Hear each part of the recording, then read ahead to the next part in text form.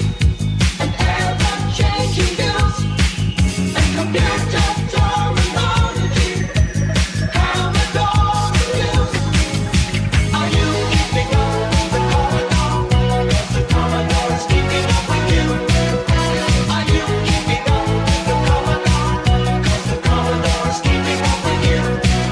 Are you keeping up? 'Cause the Commodore is keeping up with you. Are you keeping up? 'Cause the Commodore is keeping up with you. Hello, and welcome to episode 62 of Zapped to the Past. My name is Adrian Mills, and I'm joined as ever by Graham Raddings. If you haven't listened before, and as we steam towards the mythical episode 64, this is a podcast where we discuss games that were released for the Commodore 64. We are using the magazine Zap 64 as a monthly guide for the games to focus on, but we are in no way affiliated with Zap 64 itself.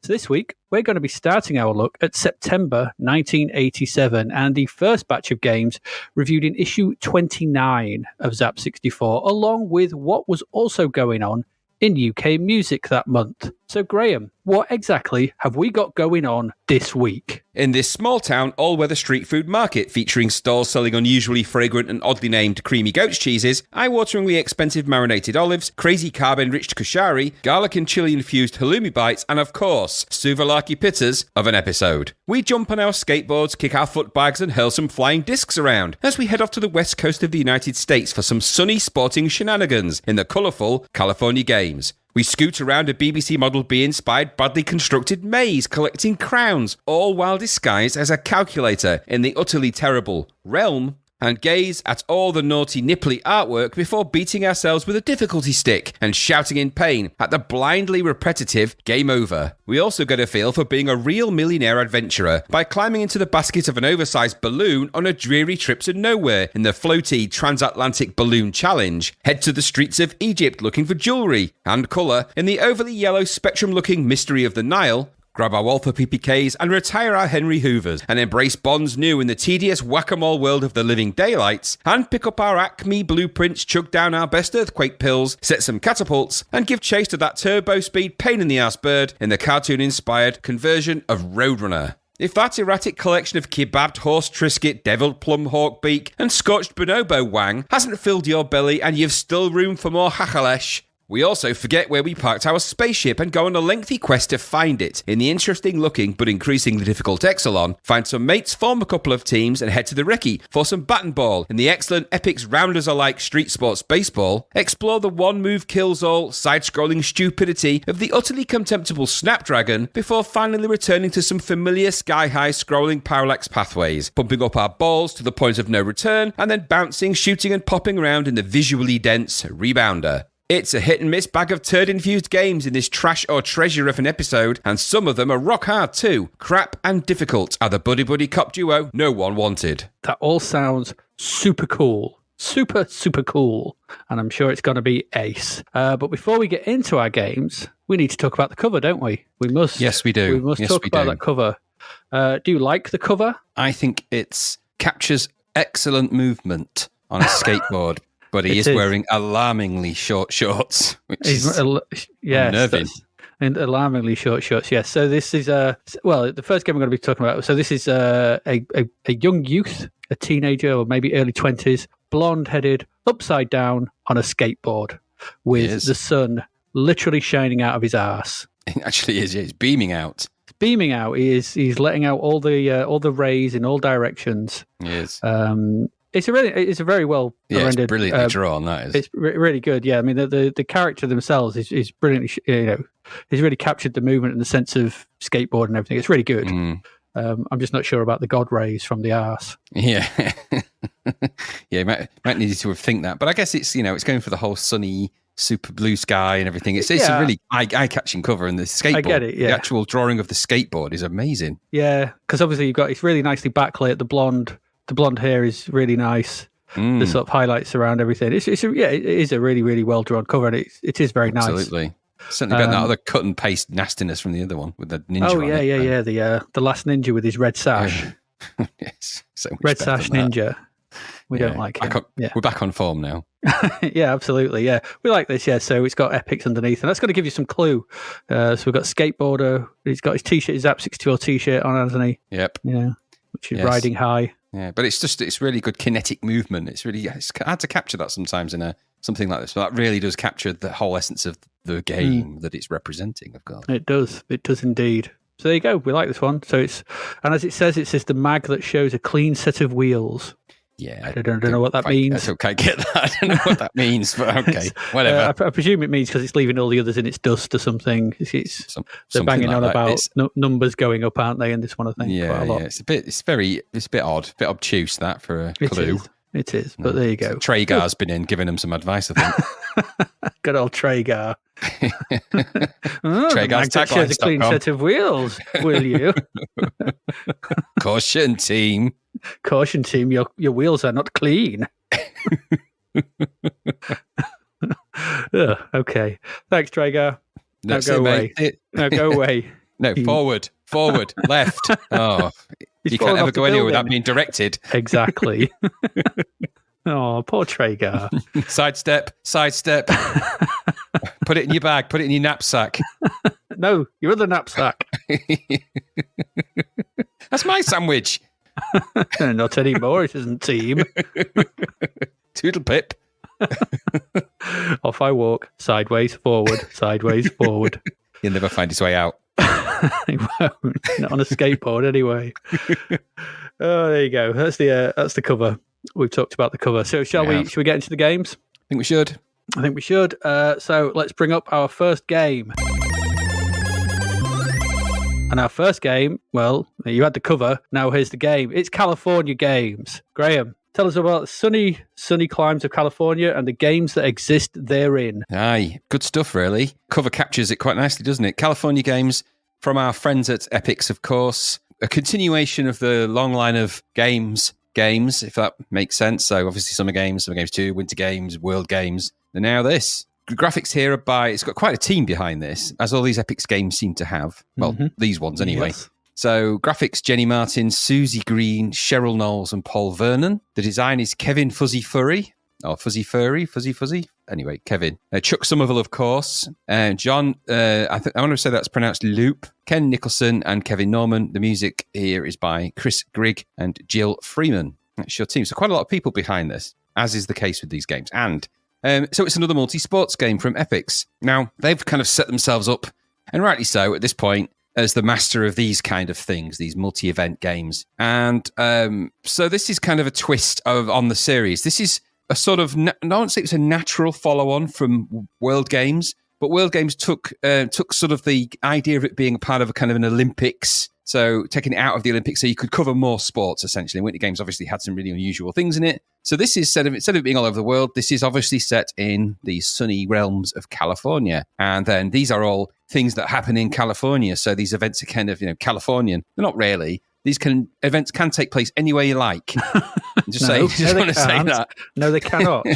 I mean, in all fairness, it is quite sunny in California, obviously.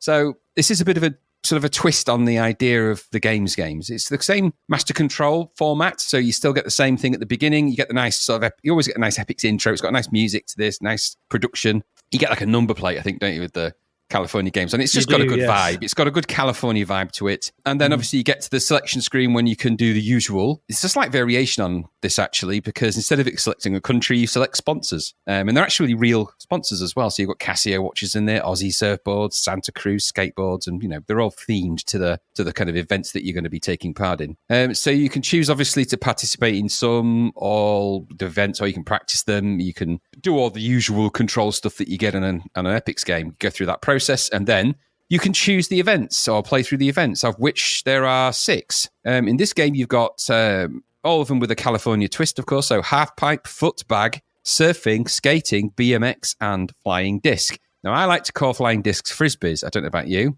Yeah. But for some reason, it's the Nearly brand version of a frisbee. So this is flying discs. So I don't know if Aldi sponsored that particular event or something. I'm wondering whether frisbee is a trademark name. It must be. But I thought BMX would. Anyway, doesn't matter. It's a flying disc. Flying disc is a frisbee. Frisbee's flying disc. Anyway, So let's just talk about, because the presentation up to this point is all classic Epic's quality. Now, there's nothing wrong with the production of this game. The graphics and everything are really good, top notch. So let's just go through the events. The Half Pipe is obviously a skateboarding game. It's set in Los Angeles, so you get a nice Hollywood in the background and all the rest of it. Obviously, the object of this is to go back and forth on your half pipe, and you've got to kind of pull off certain series of moves or certain moves with the joystick control. So you can move yourself up and I say up and down, but I suppose it's up, down, and across in the half pipe. And as you do, you can increase your speed, and then you've got to try and sort of do these different moves with the joystick. You can do kick turns, hand plants, aerial turns, and all these riskier moves. And the speed that you go at all give you more points. And obviously, the whole point of this is to try to get the most points you can within a 90-second time frame. So a lot of the control of this is basically down to just some timing and patience to really get the best scores. And obviously, you can do some I say spectacular, but you could do if you more stunts you pull off in that time frame, and the more you put into it, and if you can pull them off, then you're going to get the higher scores. So that is Half Pipe, and obviously the whole point of this is it tracks your scores per the event, and it's a multiplayer thing. So if there's a few of you playing, you all get a go, and it's an Epic's game of this type, so you know how that's going to play out. The next event on the list after you've done that one is Footbag. Now, these were called, I think, hacky sacks, I think was the other name. Yeah, it is hacky sack. But what this is really is essentially this. Well, I know. So it's like taking it to its core brand essence, isn't it? What is this? What is it? Some kind of bag that you kick with your foot? Yeah, it's a foot bag. Oh, well, that makes sense. So you're in San Francisco for this. This is a simpler game. It's essentially keep you uppy with a little ball or a little ball sack. Sounds painful. But basically, the idea is you've got to keep the ball in the air for 90 seconds, and you sort of tap it with your foot. You can head it. You can spin around and do little tricks. So again, in a similar way to the way you did the skateboarding, in this, you've got the idea is you've got to keep it up in the air, not let it drop on the floor. You've got to do it again in 90 seconds, and sort of as you kick this thing in the air, and you can spin and do tricks and tap it on your foot, tap it on your leg. It can kick it to the side, and there's names for all these things. So the more of these sort of stunts you do, such as 5 in a row, half axle, full axle, axle Foley, the horseshoe, the double arch, the DODA, the reverse Doda, the jester, the dizzy dean, and the headbanger. The more of those you do, the more points you get. The more points you get, well, you're going to... More prizes you get. Yeah, the more prizes you get. No. So the idea, again, is to do sort of pull off as many of these moves as you can in a short space of time. I can't remember if this one's got kind of judges that sort of give you... I think that's more of a surfing, I think. Yeah, these are all just, I couldn't remember because I knew there's one that does. But so once you've done the foot bag, it's then surfing, or as we like to call it, board water. But anyway, so it's not waterboarding. So surfing. That would be a whole different thing. Yeah, there's a whole different version of this game. So you're on the beaches of California here. You've got to surf away across the waves, aiming to jump and achieve some of the kind of prowess on your board. And again, the game is to get the good scores, and you do that by pulling off some of the tricks you can do. So all these games are very similar in their kind of thematic and what you have to do. So it's not like you're going to, there's just a range of tricks that you're going to need to do, and all of it's controlled fairly rudimentary joystick controls, but there is a sort of timing thing to try and pull off some of these things, especially with this particular event, which I found really, really difficult to really do anything apart from fly off. And it's got all of these things, by the way, have got sort of the usual Epics. So animation, quality of animation, and there's even obviously the little quirky things that happens. There's a shark that goes across the bottom of the screen in this and stuff like that. You get three opportunities, but you can fall off your board 3 times in this, but you still got 90 seconds to do the stunts and do all of that. And at the end of that, you get kind of a screen with this kind of people holding up a little score. So you get a score essentially for all of your efforts.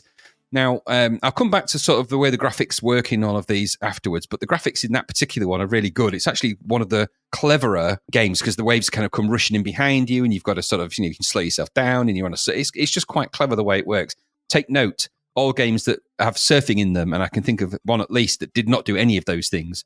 So anyway, yes. And this is just one of the events. Moving on then from the surfing, you're then on to skating. Now, this is meant to be in the beachfront in California. This is essentially Santa Monica. So if anyone's ever been to Los Angeles and been to Santa Monica, which I have a few times, it looks exactly like that with a long stretch of sort of, I guess you call it like a pathway where you can do roller skating and rollerblading and cycle paths and all that. So you've got to guide your roller skater. Yeah, well, it's kind of sort of sit offset next to the beach. It looks exactly like it does in this game, to be fair. So you've got to guide your roller skating girl from left to right, avoiding the hazards. And these are like obviously there's jumping. Got to jump over things. There's things that get in your way. You can sort of navigate and move your player up and down and get out of the way of these things. But also you've got to try and do stunts, so you can sort of do spins and all that kind of stuff. The same kind of thing. Now, this weirdly felt a bit like a pseudo Paperboy, this particular event to me, in that there was kind of lots of obstacles, including potholes, garbage, sand heaps, and things like that.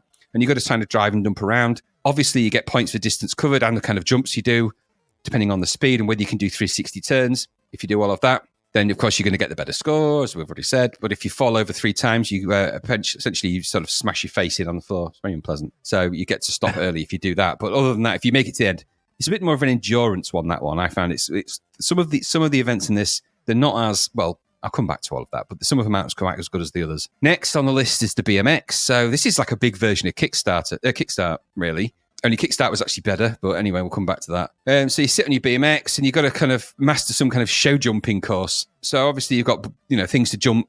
There's like little humps and that you have to sort of do, and you can pull wheelies and sort of, and you've got to sort of navigate and control your bike over these things, controlling the speed and controlling the sort of weight that you put on the back tire to sort of land. And it's quite clever the way that works. It's quite nice. It's just quite hard to do. So you've got to sort of make your way again from left to right, kind of navigating your best time over this, and then also performing the stunts like a 360 turn and flips and things like that on the bike as you go over some of the bigger jumps. And again, you can fall off, I think, 3 times in this, but I think if you fall off at a certain point, then it's all over for you. And you've smashed your face off and broken your nose or whatever. Again, so similar to the way the skating works and a couple of the others, you sort of basically left to right, jumping over things and trying to do stunts and get them more points. The final event is the flying disc, flying disc. You're in Yosemite Park, I think. Yosemite. Anyway, you're Yosemite. There. That's where you are for this in the park. I found this a bit odd, this event. So it's less hectic, I think that's safe to say. And so you've actually got to throw a disc to somebody, throw a frisbee to somebody and catch it.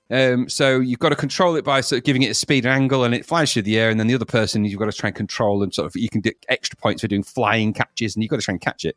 So the second person, you control the first person, throw the frisbee, then you control the second person, and you kind of move left and right. You get like a little radar at the top, which gives you an indication of how far it's going to go. And then you've got to try and navigate your second player on the bottom of the screen to try and sort of, you see it in the air and you've got to try and navigate to catch it. It's really, really, really, really hard to catch the frisbee. I don't know if that's just me, but I find it really difficult. But if you do catch it, you receive points for the distance you've reached. And depending on how you catch it, you get extra points if you've sort of done a flying leap or a standing jump or whatever. None of those things apply to me because I did not catch that disc once when I was playing this game. Not once. Terrible, really, that, isn't it?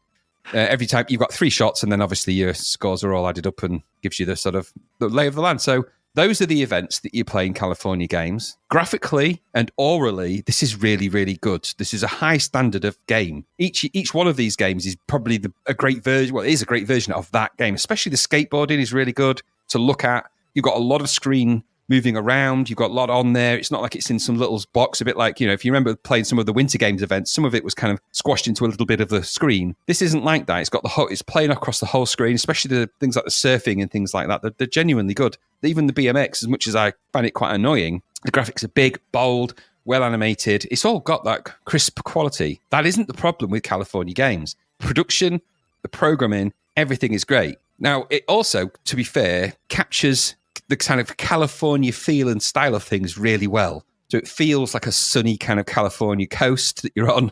Everything's kind of really well themed. And I say, I've been up and down the Pacific Coast Highway, and I can tell you, it does have that capture the essence of that kind of vibe that you get in Los Angeles and California. So it does capture the oeuvre of somewhere on the beach over there. It's got great animation, great sprites, really fab backgrounds and drawing. The art is really good here. Just great production. No argument of any of that. The issue here is the events, because with maybe one exception, they're really not very interesting. They look good, but the controls on them all are quite verbose. And sometimes the moves are either a little hard to do or a little hard to do repeatedly, even if you try and do the exact same thing with a joystick that you did 1.2 seconds before. So take the half pipe, for example. You don't have a lot of variety in that level. It's backwards and forwards, kickflip, handstand, whatever you call it. And there's not a great deal to do. You've just got to do a lot of those in order to get the highest scores and, at certain speeds. But I can tell you, it's really hard to do them. Likewise with all of the events that require the logic. And the problem here is that every single event is basically the same design. Now, summer games and winter games and others didn't have that problem, because if you're doing something like the ski jump, the idea was to just go as far as you could with a ski jump and get the highest score. And it didn't rely on you doing mad tricks in the air and trying to pull off stuff. And even when you did have some of those events, the tricks weren't hard to pull off. You just had to land or do that bit right. Here, it's not like that. There's too much punishment. If you start this, and if you just start even in practice mode, you are continually falling over, falling off, collapsing, hitting the floor, smashing. And those, when you do that repeatedly without getting the payoff of the game and the level, without feeling like you're getting somewhere, it starts to feel too punishing and like you're not really any good at it. Now, one of the key things of the Summer Games series and all those is that you can feel like you're getting better at them. I would argue, I don't think, in all the time, and I played this quite a lot, I don't think I felt like I was getting better. I felt like I was just lucky with the way some of the things worked out. And that isn't how you want these games to be. So I think it's a bit of a shame because that logic applies to almost every event in it because they kind of engineered it all the same way. So you take the surfing, for example. You've got a small range of moves to do. The graphics and the way the waves come rushing in, it's all really, really good. But if you don't pull those moves off, you can be flying off the back of the wave, crashing into the water. It just doesn't give you a great deal to go at. And this culminates in the frisbee or the flying disc section where essentially just throwing something to somebody. And it's just quite hard. If you don't catch that, there's a long time before you go back to throwing the disc again, back to throwing the frisbee. It has to go all the way through the air. And it's just the instant payoff that you need in games like this doesn't work when you're dragging out some of the playable events like that. So I think the events themselves are a misfire. And why choose those things? I mean, I get that you want to choose a variety of things, but why not things that make perfect sense for a game of this type? Beach volleyball would have made sense here. I would have easily put that in over some of the other ones. I mean, obviously surfing, maybe you get away with that, but diving would have been perfectly good here. Something like that. Or I don't know. I feel like there's probably better events. Maybe they've just felt that they've covered diving too much. I don't know. But it's a gripe with California Games for me because everything on this should be brilliant. Everything. 90% of this is really brilliantly done. It's just the events just don't quite work. And because of that, it made me feel like it is not as good as World Games by a stretch. And I think it's because of that problem. I think the logic of the games themselves are too punishing. They don't quite work and they're a bit boring and repetitive. No matter how pretty you paint it, those things aren't going to change. So there's a good interview with Chuck Somerville, actually, in the Chris Wilkins and Roger Keane US Gold History book. Good sort of 2 or 3 page interview with him. And he mentions Summer Games and his part. I think he programmed the half pipe level. But he mentions, obviously, the mainstay of that interview is actually about the Vorpal game protection that they put in this and how, it was meant to be uncrackable. And then, of course, it was, as we know, broken, as these things always end up being. Yeah. But it's worth seeking that out if you want to get a bit of an insight into the sort of US Gold Epics kind of histrionics. But I don't know, California Games, it's not the greatest Epics game of this type. Not for me, but what about for you? Just to say, we play these games in complete isolation. We generally don't chat before we get to these points. It's strange that I've come almost verbatim the same thing. So that it's the next in the long running game series. We're heading to the mid 80s in California for tight shorts and t-shirts and a series of they're rather strange events to play through. And as you said, half pipe, hacky sack, surfing, roller. You've gone through them. You can play up to, like in previous Epics games, you can play up to 8 people at a time with each person taking their turn and the winner being best overall event. So as a party game, there's all that. And the thing is with this is that it's almost an entirely new team working on this. With some of the artists having worked, I think some of the artists worked on World Games, and there's only John Lup, however you pronounce that, from the program, who seems to have worked on the original Summer Games. All the others come into this are not, games regulars, should we say. So this is and I think for me, that's what it shows. This is personally my least favorite of the game series. It is my least favorite. It's still very good. The visuals are excellent. The animation and sprite work is top notch. And I think you bang on everything around it is excellent. The visual style, the music, the way it all feels, and all that is great. It's just the events. They're not much fun. And the problem with it is that, similar to what you've written, is sort of said, is like too many of them are over too quickly, and they rely on you knowing the movesets within them. So the barrier to entry to them, to what purports to be, this kind of laid back take on the game series, is anything but. Yeah, I absolutely agree. Half-pipe, surfing, and BMX, they all require practice to be able to do even the basic stuff. I was falling off just going on, and not sort of making my way sort of through it, but not really doing much. The flying disc, as you noted, is dull. It's just really dull. It's a minute of waiting and then a dive and a pang of disappointment as you've missed it again. And it's annoying as well because the collision detection doesn't seem spot on. There were many times I thought I should have caught that. The only one I liked, and the skating, I thought the moves, the controls in the skating, I didn't think it felt particularly intuitive. Top left and top right to speed up. Yeah. What's that all about? Yeah. absolutely. I don't get it. Why is it not, like the skating or the sort of rowing we used in summer games, left, right, would have. That's what I was like. Why are you up top, left, top, right? Top right, bottom right. Sorry. I thought the only event that really seems to have the game's feel was the hacky sack, because it felt like it gave you a minute and a half to just try it and have a bit of fun. And it was a bit funny and silly, and you could hit the seagull. It flew past, and the moves were quite simple, and it was okay. It felt like this feels like you could feel yourself mucking around and doing some stuff, and it felt actually fun and felt like the laid back atmosphere. The rest of all felt like a chore. The changeover for me in the game series has happened now. It's in World Games, because I think a lot of these people go on to work on like Games, the Summer Edition, and those later ones. Right. Because if you look back at the events in Summer Games 2, which I still think is the pinnacle of the series, a lot of them are simple and easy to pick up, and getting proficient at them is where the fun lies, but anyone can do them almost from the off. You're spinning the joystick for the bike, back and forth for the rowing, judging the angle on the javelin and so on. They're not hard to get your head around and do and actually perform them, and that's part and parcel of it, and it had a gentler on-ramp, which this lacks. And this has always put me off this edition of the game series. And it may just be me. And for that, I think those who really like to, get really up on their skills, this will be right up their alley. And I think that's what maybe Zapped liked. I mean, they gave it 97%. It's, and they go on about it. It says, you won't be very good at this at first. You got to put in loads of time. And I'm like, well, that's not what the game's series is. The point, the missed the beginning bit where it's like, I should feel good straight away. And then, as you say, I should feel like I'm getting better.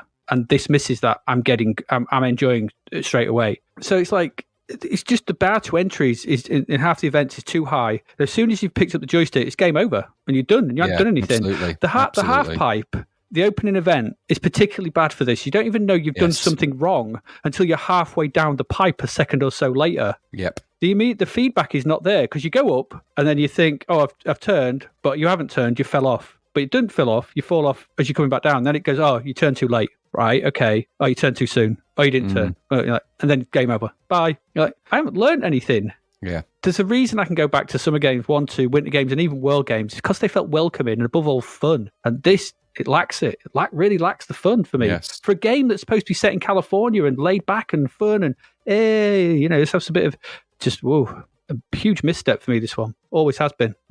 No, I think on replay, same problem. I felt the same way. I'm like you. I felt the same when it originally came out. It never wowed me, California Games, and I think I'd been spoilt by Summer Games 2 and by World Games. Yeah. And so this had an enormous hill to climb to try and be at least even on the same realm, the same league as them.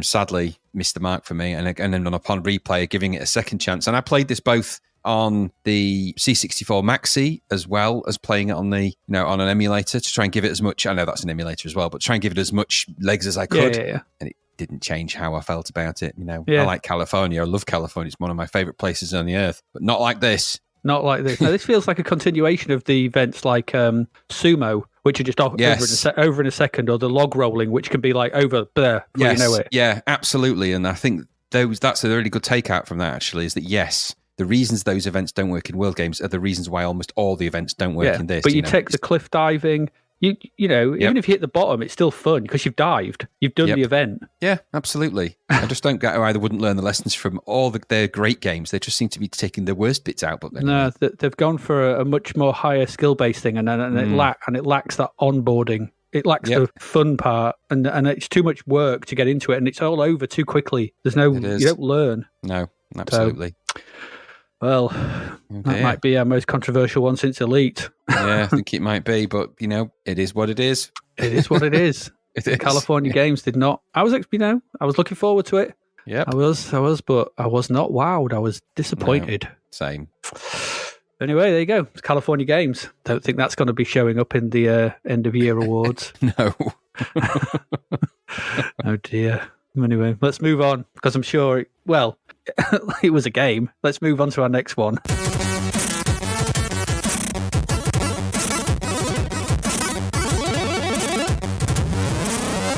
Well, our next one is a Realm.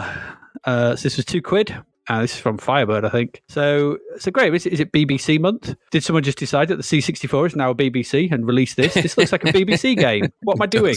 What's going on here? Anyway, This game is stupid. According to the back of the box, Realm allows you to enter a world of possibilities, problems, and puzzles, and endeavour to sort out the solar system. Right, okay. Did you get that from this game? No, I did not. That's right. The solar system is FUBARD. An ominous rumble signals the demise of the planetary orbiting coordinator. Now, ominous rumbles usually signal something else in my house, but I'm not going to go into that. All the planets in the solar system have just lost all sense of place and gravity. Yeah, they're just gone crazy. And it's your job as an XR3, which I'm pretty sure was a Ford Escort droid, to enter the inner coordinator's sanctum and sort out all this palaver. Nasty. Okay? That sounds nasty.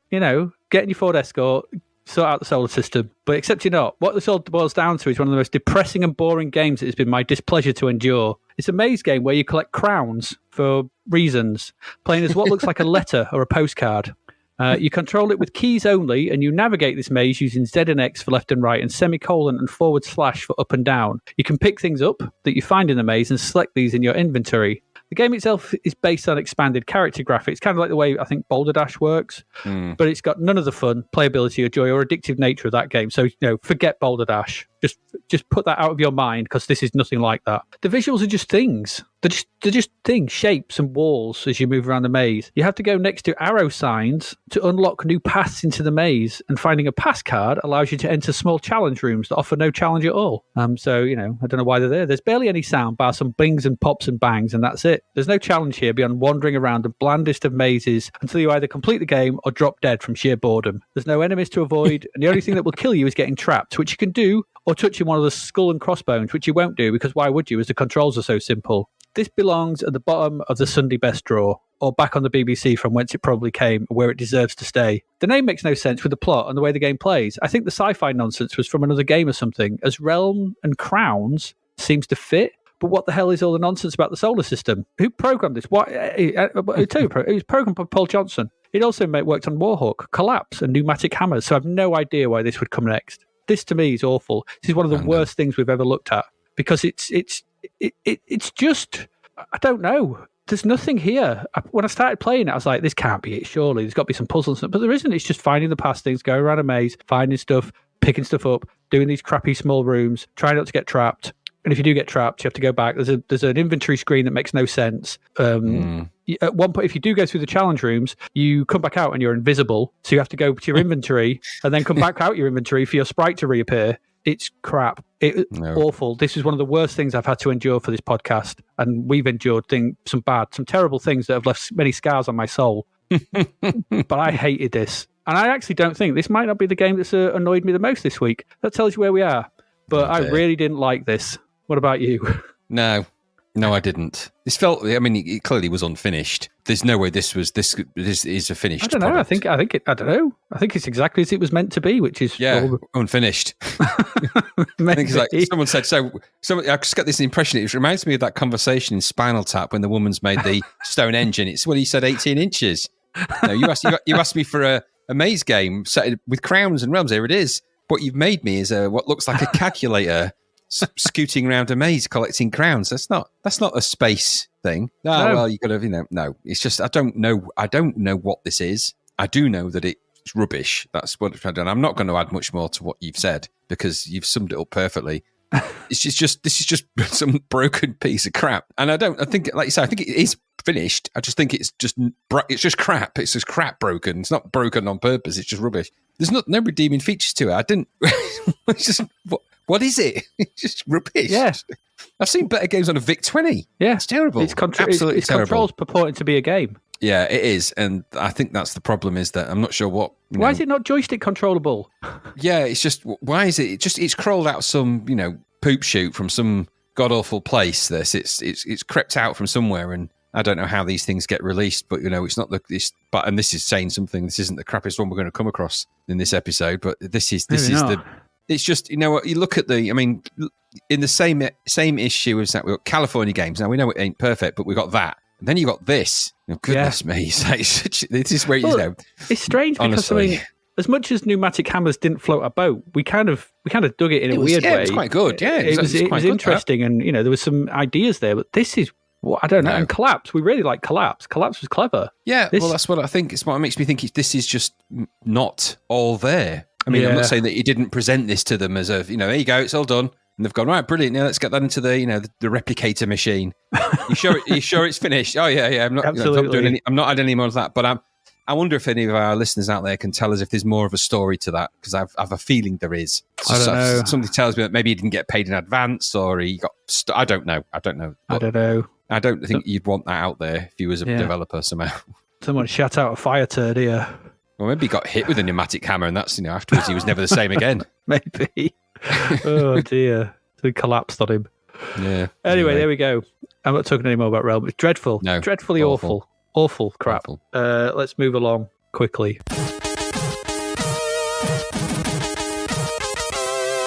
to a game of notoriety, should I say.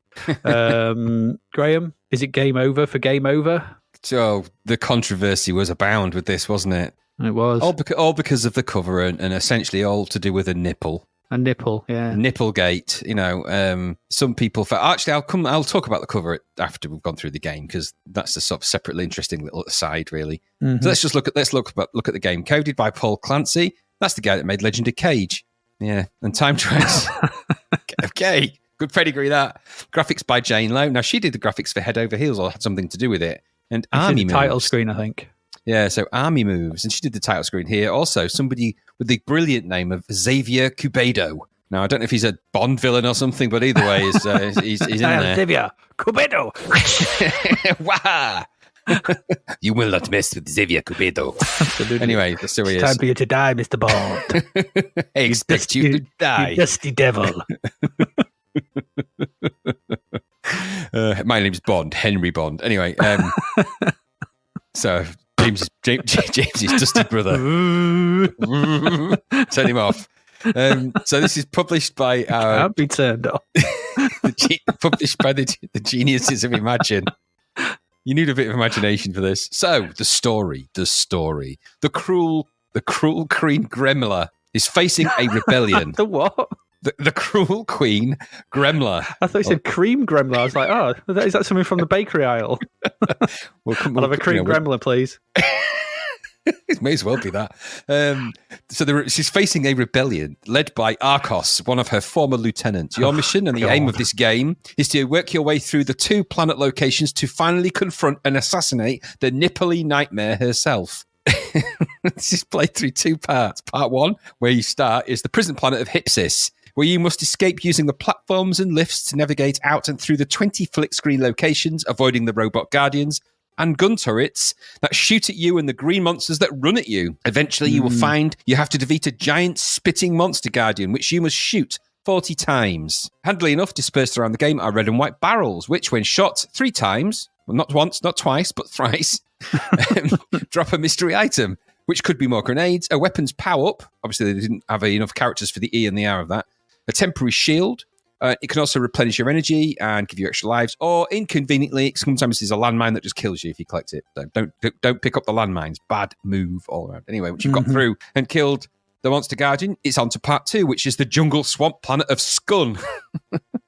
Scun. Thorpe. Yeah, Scunthorpe.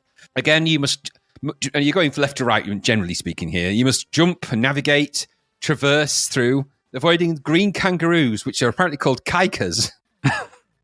So I'm not making this up. This is all off the bloody blurb. And any guardians that you come across, and then after 19 screens of doing that, you will come across 3 giant guardians that each require 20 shots to kill. 20 shots, that's 60 shots total. That's a lot of shots. That's a lot of guardians. So once you've done that, after that, you need to infiltrate Queen Gremla's palace. Sounds painful. Which is full of fireball shooting green dragons, which are actually called laser phasers. Laser phasers? Yeah, lazier phrases. Laser phasers. That's how it looks like it was spelled to me.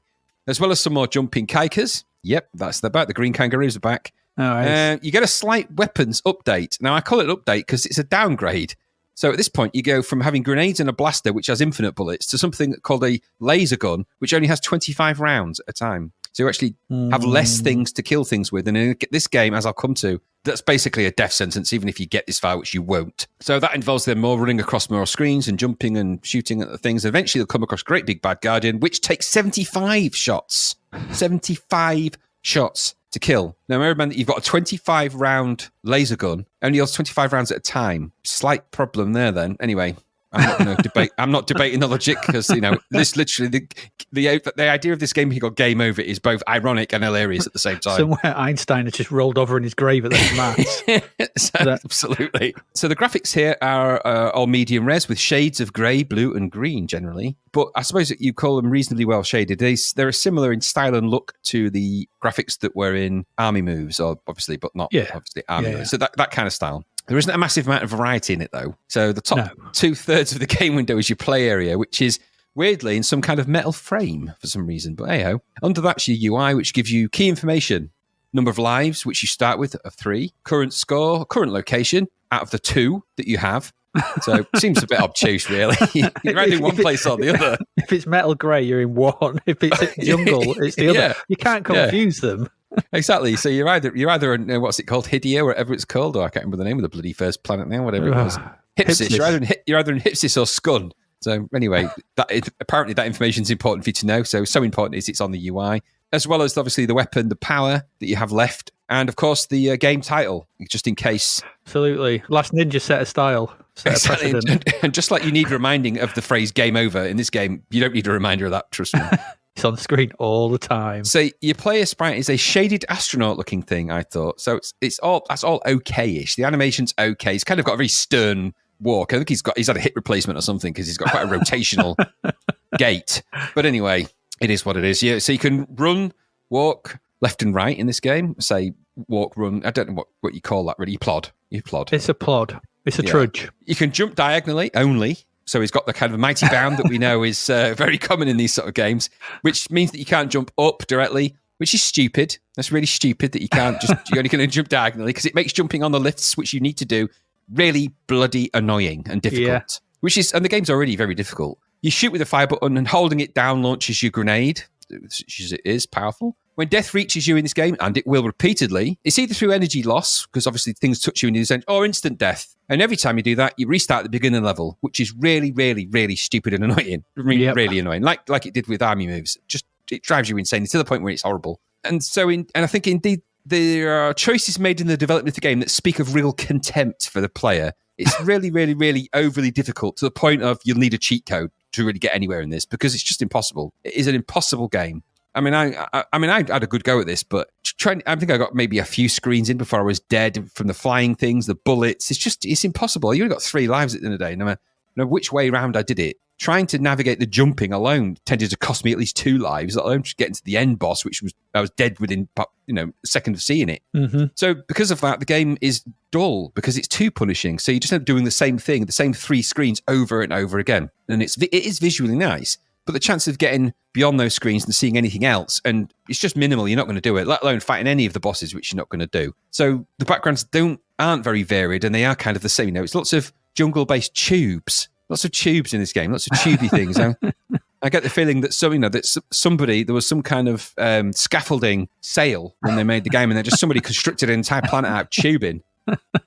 Anyway, which actually brings me neatly to the soundtrack. So Martin Galway did the soundtrack for this, and it was applauded for Zapped for being good, quite technical. For me, it's a nightmarish blend of pitchy, loud, aggressive drum and cowbell 1-bit samples overlaid by depressing synth drone that seemed tonally bereft and couldn't fit the game less. The sounds in the game are also obtuse and unfriendly to the ear. So the game promises a lot with very provocative advertising and packaging, decent looking screen grabs because the graphics do look nice on little screen grabs. It's got the ingredients, but it delivers a dull, overly challenging and ultimately frustrating experience. And that meant it was definitely game over for me, even though it was actually game over for me many times. Just to go back and touch on the controversy that surrounded it, the poster, the advertising for this was a image that was taken from a heavy metal magazine cover done by a famous fantasy artist called Louis Royo. Now, I don't know a lot about fantasy artists. You might know a lot more about that particular one than me, certainly. No, I've never heard of him. I'm not a big heavy metal fan, I'd say.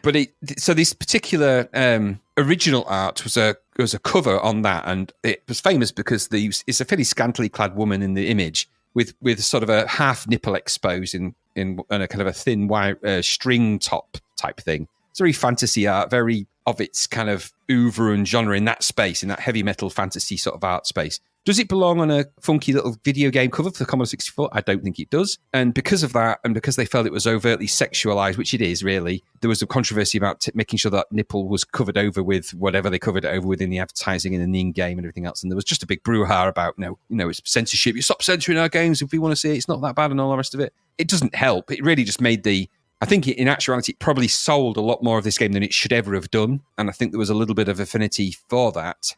But taking away the interesting stuff about the cover and Louis Royo and the fact that it's, genuinely, and some of his art is amazing if you go on to look at that, and we'll put some links in the show notes. That aside, take all that away, take all the publicity away about nipples or no nipples or whatever, and this game's a big snooze and it's too hard and quite unpleasant, really. So that was my that's my twopence. What about you? Yeah.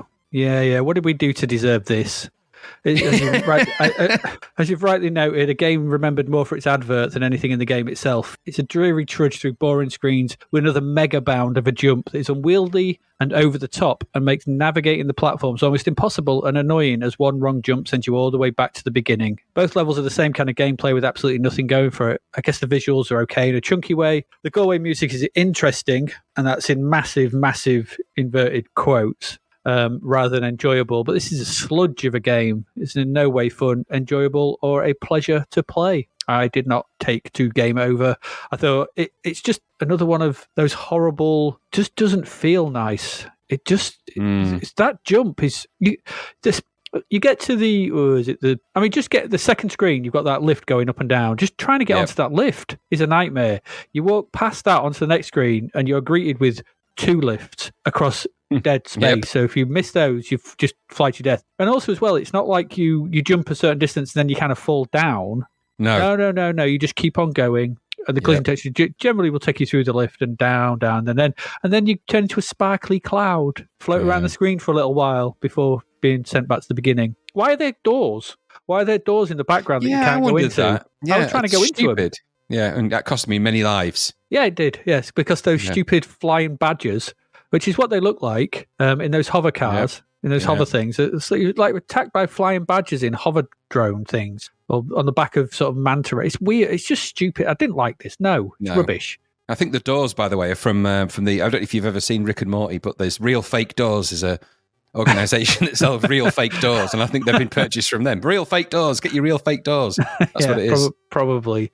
I preferred Thingy to this. As hard as it was, I did prefer Army Moves. Yeah, Army Moves is better. There's no doubt about that. Way that's better. Not saying much. But yeah, game over. No, I didn't like this. Let's move along. Let's get out of that. Because it is all about the controversy over that advert, wasn't it? Let's escape quickly in a mode of transport. Yeah, absolutely. We've got one coming up.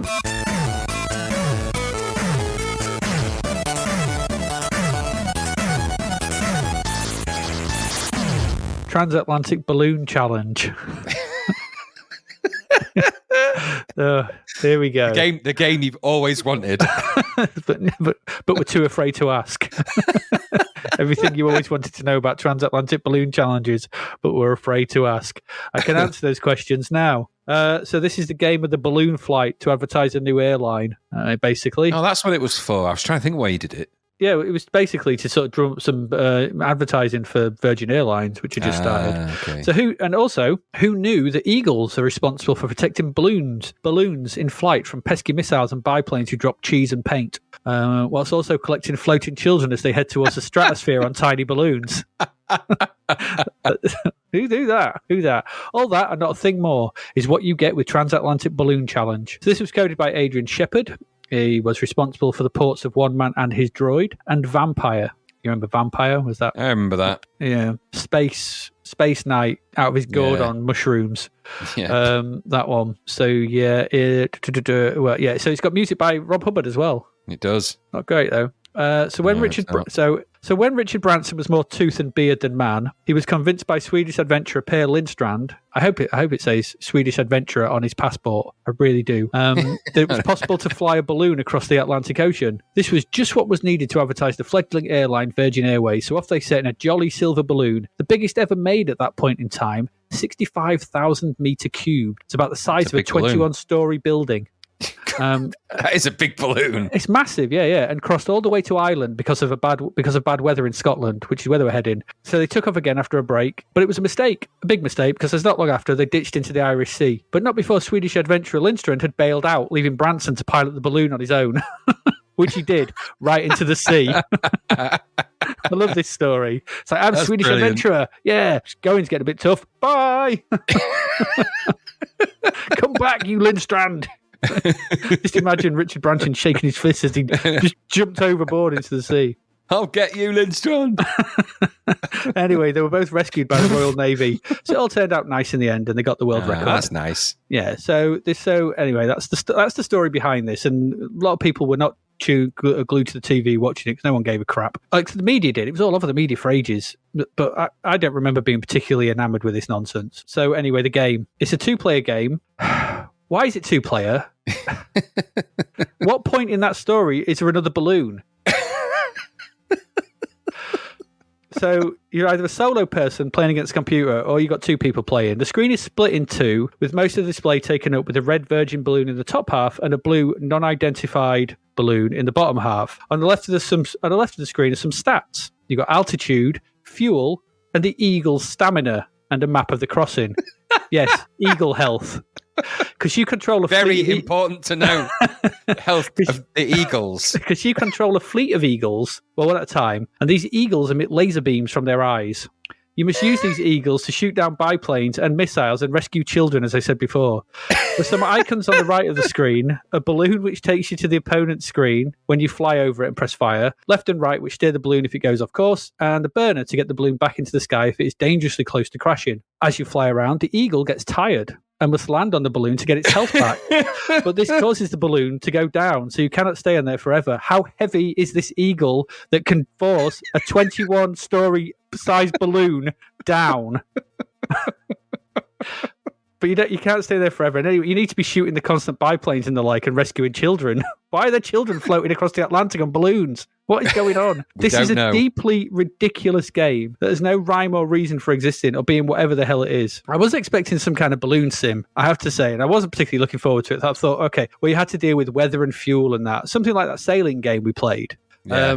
But no, laser-eyed eagles. But the worst thing is that laser-eyed eagles sound ace. It's like some prog album or sci-fi gone mad. But here it's really boring and dull and repetitive and unfulfilling. Laser-eyed eagles should not be dull. So maybe tying them to something that's kind of inherently boring in the first place. Like a tribute band. Yeah, was not the best idea. Laser-eyed eagles. How do you get that so wrong? Why have they put that in a game about balloons? What a stupid game. What a stupid, from beginning to end. I don't understand what I've just written and read out. It got 23%. I don't know. The whole thing is just ridiculous. What did you think? I thought it was unenjoyable and dumb. And it's so bad that even, the Rob Hubbard soundtrack, normally you can perhaps come in and save the day a little bit, but not, you can't with this. He couldn't anyway, but the music's not very good anyway. But even if it was, it wouldn't help. I'd never really understood the significance of a millionaire attempting to do something stupid. But it seems to be a thing, doesn't it? Because it seems to still happens now. They're still, now they're doing it, shooting themselves up into space and stuff. Anyway. Yeah. So I remember there being multiple attempts at the transatlantic balloon thing, because I remember the balloon just kept crashing or didn't work or it, popped. I don't really know. Anyway, I don't remember them encountering, laser beam, sonic firing eagles, whatever the hell they are. Or indeed it being a race between some kind of blue diabolical balloon duplicate that would just, challenging you. And know that there wasn't any paint dropping aeroplanes, although there should have been, because that would have been, all of these things that they've added, they should have actually happened. Yeah. And like you say, who knew that eagles could recharge or needed to charge? In fact, who knew that they had a limited supply of energy, which relied on 21-story balloons to help them? Seems very niche. Pretty sure just eating some birdseed would probably be an easier solution to that. Nature's cruel. Nature can be cruel, can't it? Anyway, so obviously there's a million and one issues with this stupid, crappy game. Of course, the main one is that the actual event is boring, isn't it? So flying a hot air balloon, while I am sure is peaceful and serene, is just boring. It's a balloon. It's just, wow, look, we're floating. What should we play now? I Spy Matt like somebody beginning with B. Is it balloon? Yeah, it is. It's boring. And so they added, so in the true tradition of Amazon Moon on the Moon, they just injected some science fiction. So instead of it being a giant squid, you just got in this, you got laser beam firing eagles and children just randomly floating around. Like what? That's exactly what happens. You'd be surprised how many children are floated off on balloons every year. At least 60 or 70 of them are rescued mid-air. Anyway, so it's just a dull, stupid thing based on a dull, stupid thing because it's a dull, stupid thing. And no matter how much bloody stupid nonsense you add into this to try and make it fun, and why those things? Why not focus on the simulation of the actual thing that you're doing? Because there's not much more to it. It's like balloon go up, balloon go down. All right, what else can we do? I don't know. Eagles, paint. Turn the burner on again. And like you rightly pointed out, these are the world's heaviest eagles. Now, I like to think maybe they was actually talking about the band, the Eagles. And that would have been if they were on like biplanes just shooting down Branson because they didn't like him, singing Hotel California or whatever. You would sign us to Virgin Records, damn you.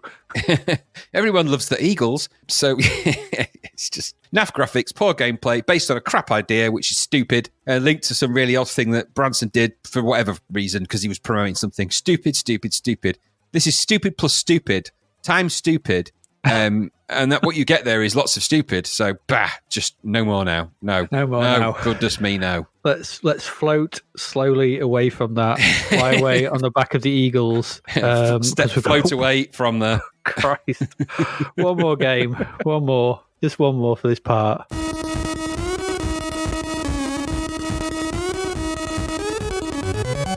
So, Graham, tell us all about the mystery of the Nile. So, mystery of the Nile. So, this is converted from a Spectrum game. So the conversion is by Software Creations, coded by Stephen Rudy. Musician is Peter Clark. So he's a competent programmer, the guy that did this, because he's the guy that ended up doing Bubble Bobble. So it's not like the guy can't program, because he can. So this is a conversion from the Spectrum title of the same game. Here, the priceless jewel of Luxor has been stolen by the evil Abu Sal. Sorry, Sal.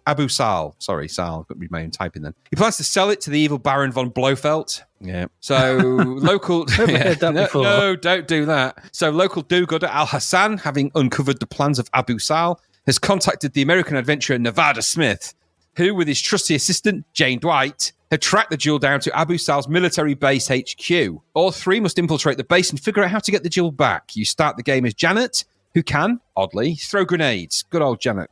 Handy that she does that. You must clear each area of Sal's men and his bad dudes before moving to the next screen. Eventually, you will meet up with Al-Hassan and Nevada, which allows you to flip between the three characters using the number keys. Each of them holds a different weapon. Janet has grenades, Nevada has a pistol, and Al-Hassan has an umbrella. And so you must clear the screens and move on. With every 10th screen, you get a code word which you can use to restart from that location, and that's the game. While the game does have a fairly large play area, the graphics here have a poor Spectrum-alike quality to them, which is kind of not very nice. So there's some details, but it lacks, there's a distinct lack of colour variety. Lots of black items on yellow backgrounds, for example. It does look kind of Egyptian, I think just because there's yellow, and it's kind of, yellow looking, I suppose, desert looking, I guess. So it has that kind of Egyptian-ish theme, at least. The UI is at the bottom of the screen, which shows your characters, the weapons, and your score. Very basic stuff. You control play with the joystick. Fire activates the weapons. Both you and your enemies move a tad slow in this. It's all in high res or very high res. It's not really playing to any of the C64 strengths in this kind of flick screen sort of game,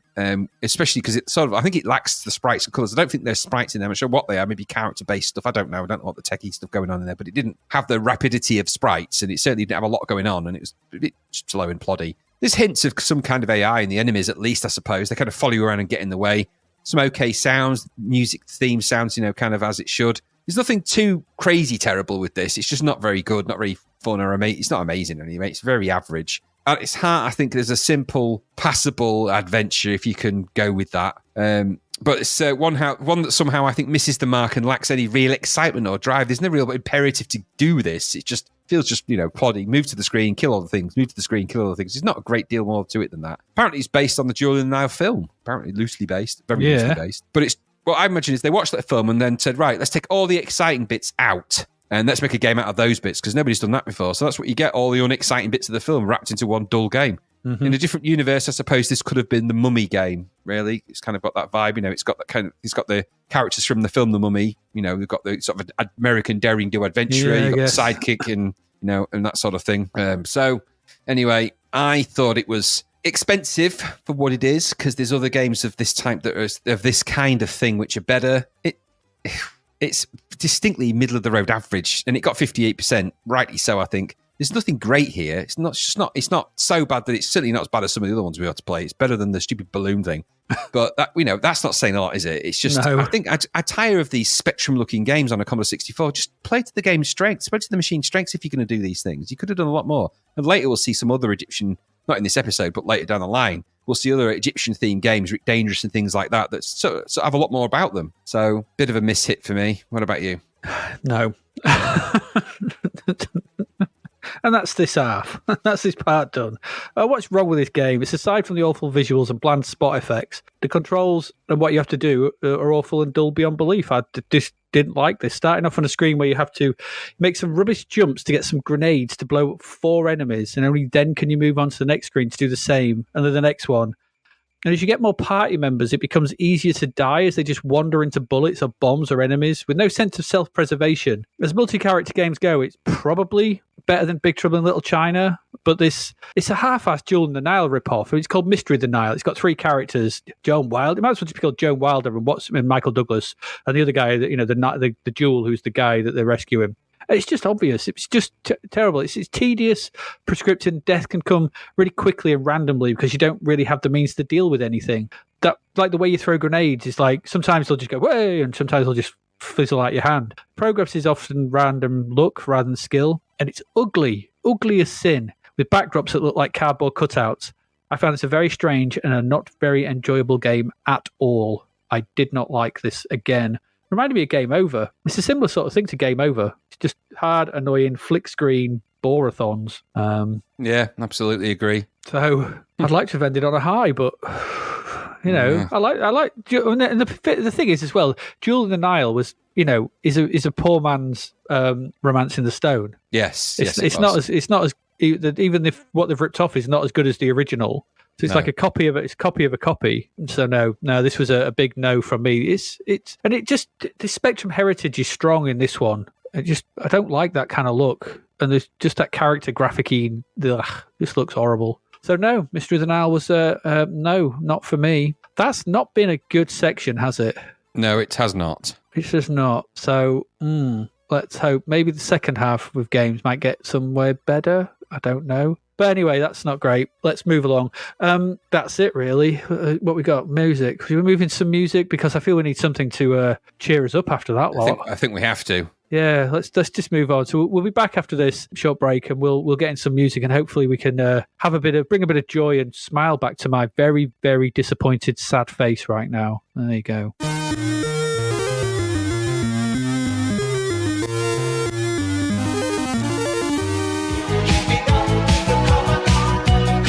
Massive Sunday roast dinners and Yorkshire puddings to our wonderful show sponsor davidhearnwriter.com, where you will find a whole load of brilliant audiobooks, bargain books, ebooks and more. David's latest amazing book, Escape from the Commodore 64, is available right now. In fact, let's go and have a sneaky listen. It would be rude not to. There was a knock on the door. Sarah and Nell looked at each other. Nell motioned she should open the door, and Sarah kept what was now known as her gun hand over her holster. Going through the unlocking routine, then pulling open the door, Sarah was greeted by a young boy wearing breeches and a hat. "I've got a secret I won't tell," the boy stated. "Keep it that way," Nell snapped, kicking the door shut in his face. "That wasn't very nice," Sarah managed, relaxing a little as Nell did the relocking of the door. "Trust me, he's a dead end. Speaking of dead, on another visit here, the entire town was deserted. The last spectre of a sheriff had shot everyone, liked his peace and quiet apparently. Thankfully, he left town on the Exolon, the only train around these parts." Now that is a spicy meatball. Escape from the Commodore 64 is available right now. Don't listen to me yakking. Head to davidhearnwriter.com to find out more. Are you keeping up with the Commodore? Yes, the Commodore is keeping up with you.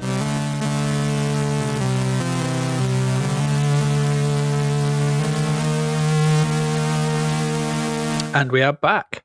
We are back after that first part, and we can only apologise for that. Let's hope music perks us up. So let's get into it. Number 1 singles for music. September 1987. For the first 3 weeks, he was Never Gonna Give Up, number 1, with Never Gonna Give You Up by Rick Astley. Yeah, very popular, wasn't it? It was very, very popular, yeah. He had that little dance. He was, he had his jacket and his polo neck or whatever, his jacket shirt. So if he was, housewife's favourite. He was everywhere, wasn't it? That single, it was everywhere. Yeah, he was. If your daughter brought him home, you'd be happy. Yeah, he would, that kind of nice guy image. Yeah, he apparently is a really nice guy, Rick Astley. Yeah, I know. Played with the Foo Fighters, didn't he? Did he really? Yeah. There's this video of it. Yeah, it's weird. And then replacing him at number 1 for the last week was "Pump Up the Volume" by Mars. Pump up the volume. Pump up the volume. Yes. Straight in at number 1. Well, into number 1. Climbed and climbed. We mentioned it last week, last time, didn't we? When it came out. So there you go. That's your singles. Number 1 singles. Number 1 album. There's only one all month. And I think we mentioned it. Came in at the end of last month. And it is "Bad" by Michael Jackson. It is. One all month. It is a massive, massive album. Huge. It is. Huge. Yeah, obviously, the follow-up to Thriller was always going to be a big deal. Absolutely. 7 years, 7th studio album, 5 years in the making. Mm-hmm. Sold 2 million copies in its first week in the US. That gives you an idea of the sort of scale. And which is pretty crazy, really. And it sold 500,000 copies in the UK in its first 5 days, making it the country's best-selling album of 1987. Pretty good going, yeah. Were there really 9 songs released as official singles? Yeah, 9 singles. 9 singles released. One was a promo single, but 7 charted in the top 20, including a record-breaking 5 number ones. That's in the US. But you got "Bad," "The Way You Make Me Feel," "Dirty Diana," "Smooth Criminal." Just those alone, millions and millions. Yeah, was "Man in the Mirror" the same year. "Man in the Mirror." No, that's not on this album, I don't think. Oh, okay. But it was. But just to give you an idea of sort of the scale of the way the Brits work with these things. So in the US, 2 million copies in the first week. We made 36 billion cups of tea in that year. So 36 billion. 36 billion cups of tea is a lot of tea. That's a lot of tea bags. You think about it. That's How many people are in the UK? At that time, in the 80s, about 50 million. So it's more than. Yeah. I'm trying to work out the math. Yeah, it's quite a lot. Some people drink a lot of tea. I really do. Yeah. I never knew that "Bad" was originally intended as a duet between Jackson and Prince. It was, yeah. Absolutely. It's a little interesting side fact, yeah. That's weird. Do you know why that didn't happen, or? I don't. It's just one of those little mini facts that people throw in. It might not be 100% true. We don't know for sure that that's the case, but I think there was always I remember people always wanting there to be a bit more interplay between Prince and Michael Jackson. I think there was some parity scene between them, I guess. But I'm not sure what that parity is. They're very, very different. Very different, yeah. It would have been interesting to see how "Bad" would have worked out with Jackson and Prince in it. I don't quite get that. But. No, I don't either. I mean, maybe Prince would have played the guitar on it. Yeah. It would have been cool. He's an amazing guitarist, Prince. He is, yeah. He is. Anyway, there you go. That's your your number ones. Let's get into the singles then. 6th of September. In at number 4 was "Where the Streets Have No Name" by U2. It is opening track off the Joshua Tree. This, I think one of the more memorable tracks of U2. Yeah, it's a big anthem one, isn't it? Yeah, and it sort of defined their sound, didn't it, for some time? If I even now think of U2, I think of this and "Living with," what's it called, "With or Without You" and stuff like that. I think more of those things than I do anything current. Yes, yeah. And I quite like Joshua Tree as an album, and I quite like that track in particular. And of course, it features the famous Edge guitaring and the delayed arpeggio on his guitar, and whether he's talented or not, he made that sound, and that sound is kind of the key to that song, and it does sound really good. "Where the Streets Have No Name." Do you remember the video for it? They're playing on top of a sort of in New York somewhere. Yeah, it might be that one. Yes, I'm not sure if that is the one. Yeah, it's a good song. Yeah, I do like that one. Yeah. Number 24, "It's Over." We Can Only Wish by Level 42. Yes, we wish it was. This Level 42 I've put was the highest they reached. That's the highest level they ever got to. They never got to level 43. No, not for them. Very forgettable, this track. It's a ballad. Did you listen to it? I did listen to it. It's a ballad. I recognised it as well when I did listen to it. Absolutely. But his vocals just, one, they annoy they know this shit out of me anyway, but two, it's clear he can't convey actual emotion in his voice. He's some kind of thumbed robot. Because he just can't. It's just that song. It's meant to be an emotional ballad, and because he can't be emotional and sing ballads, it just comes over as not that. Yeah. So no, you're not getting any higher. You're not getting to level 43 with that. You're gonna have to try harder. Sorry, you are. Sorry about that. And at number 35 was "Tomorrow" by the Communards. And as you've noted, it does have the Jimmy Somerville giddy bop dance in this video. Loads of it. Yes, it does. Swing your arms in unison, bob up and down, and you've got the Somerville hop. Yeah, and it's worth watching the video 1 minute 13 seconds for the Somerville leg twitch. He does the leg twitch, well. Yes. Just for 1 moment, his sort of legs go off. It's like his legs go off to the side, like there's a screen split. It's like someone's done a bad raster. He's actually made of two. He's a multiplex sprite. and the bottom half's gone AWOL. You say the sprite pointers have gone wrong. The table's it's all gone wrong. It's an okay pop song in it, I suppose. But I put it sounds too 80s, even for the 80s. That song, it's like unbelievable. It really does. Yeah. Number 51 is "Secret Agent Man" by Bruce Willis. No, I tried to give this a listen, and I couldn't. I couldn't get. It's all bad. No. It's all bad. Not number 59. You up? You say just stick to acting. For God's sake. Don't be singing songs as an actor. No, don't do that. No. You can't do it. Number 59, Bohemian Rhapsody by Bad News. Oh. You're not a fan of this, I take it. Well, I like the whole Bad News thing and More Bad News. The comedy. Yeah. It's comic. What's it? Comic strip, isn't it? And it's comic strip. Yeah. And Bad News was better than More Bad News. More Bad News was at this point it starts to feel like a joke that's kind of gone too far. And it's always been ripping Spinal Tap off. But this is just, I think this is unfunny. Bohemian Rhapsody is a good song. So to hear a horrible version of it, even in joke, I just don't think it's very good. And it's just a joke too far. They were never this funny. It was funny maybe in the first bit, but when he did Imogen instead of Imagine, didn't he? And stuff like that was quite funny in the context of the actual program. But this was just stupid. Yeah, I thought this worked better in the context of the actual, when you see it in the show, it's in the thing itself, and they have the video, and when it works as they're sort of going to do it, and no, absolutely not. No, it always makes me chuckle. But in and of itself, on its own, don't kind of work. You realise that. Well, I need the context, so it don't work as well. I'm afraid Vim Fuego's going to have to go back to his alternative careers. Yeah. At number 60 was "Let's Work" by Mick Jagger. I did watch the video, and my first note on this is I'm not sure Jagger running after a small child has stood the test of time well. No, this was weird, wasn't it? It was part of his solo attempt at a solo career, wasn't it? So it was. And we'll see his album later in the sort of lists as well. So this is off that, I guess. I just don't, it was weird, wasn't it? The whole thing was weird. Mm-hmm. I noticed in the YouTube video for this, there was a comment from the guy that, if it's who he says he is the person that actually made this. He describes, I won't go into it all, but he describes a whole series of stuff that happens. And there's apparently loads of fancy chroma key in that video and lots of groundbreaking computer-controlled cameras and match moving and everything. It doesn't come across that way. It just comes across as a overly animated Mick Jagger sort of, I don't even know what you call it, spasmodically, twitching his way through some streets. Because it's got plenty of Mick Arsewaggle and funny faces. Mick Arsewaggle's his real name. There's a bit where he's walking away from the camera, and the sprite multiplex has gone all wrong. It's just the bottom half of him is just buggering around. I don't know what's going on, and then he turns around to the camera and pulls a really stupid face. He does. I also don't like the fact, because then I listen to it, I don't like the fact I think it's a bit rich singing about working on his job, but he's probably barely worked a proper job in his life. Oh, absolutely. I hate mega rich pop stars singing about the ordinary life. It's like Phil Collins doing another Day in Paradise. Yeah. I just can't be doing with this nonsense. You're mega rich. You don't know what it's like. Go away and stop singing. Work is brilliant. Go to work and be happy. Yeah. Get out. Yeah, I agree. Yeah, get out. You don't know the pain. Get out my face, Jagger. Yes. Yeah. With your stupid girding.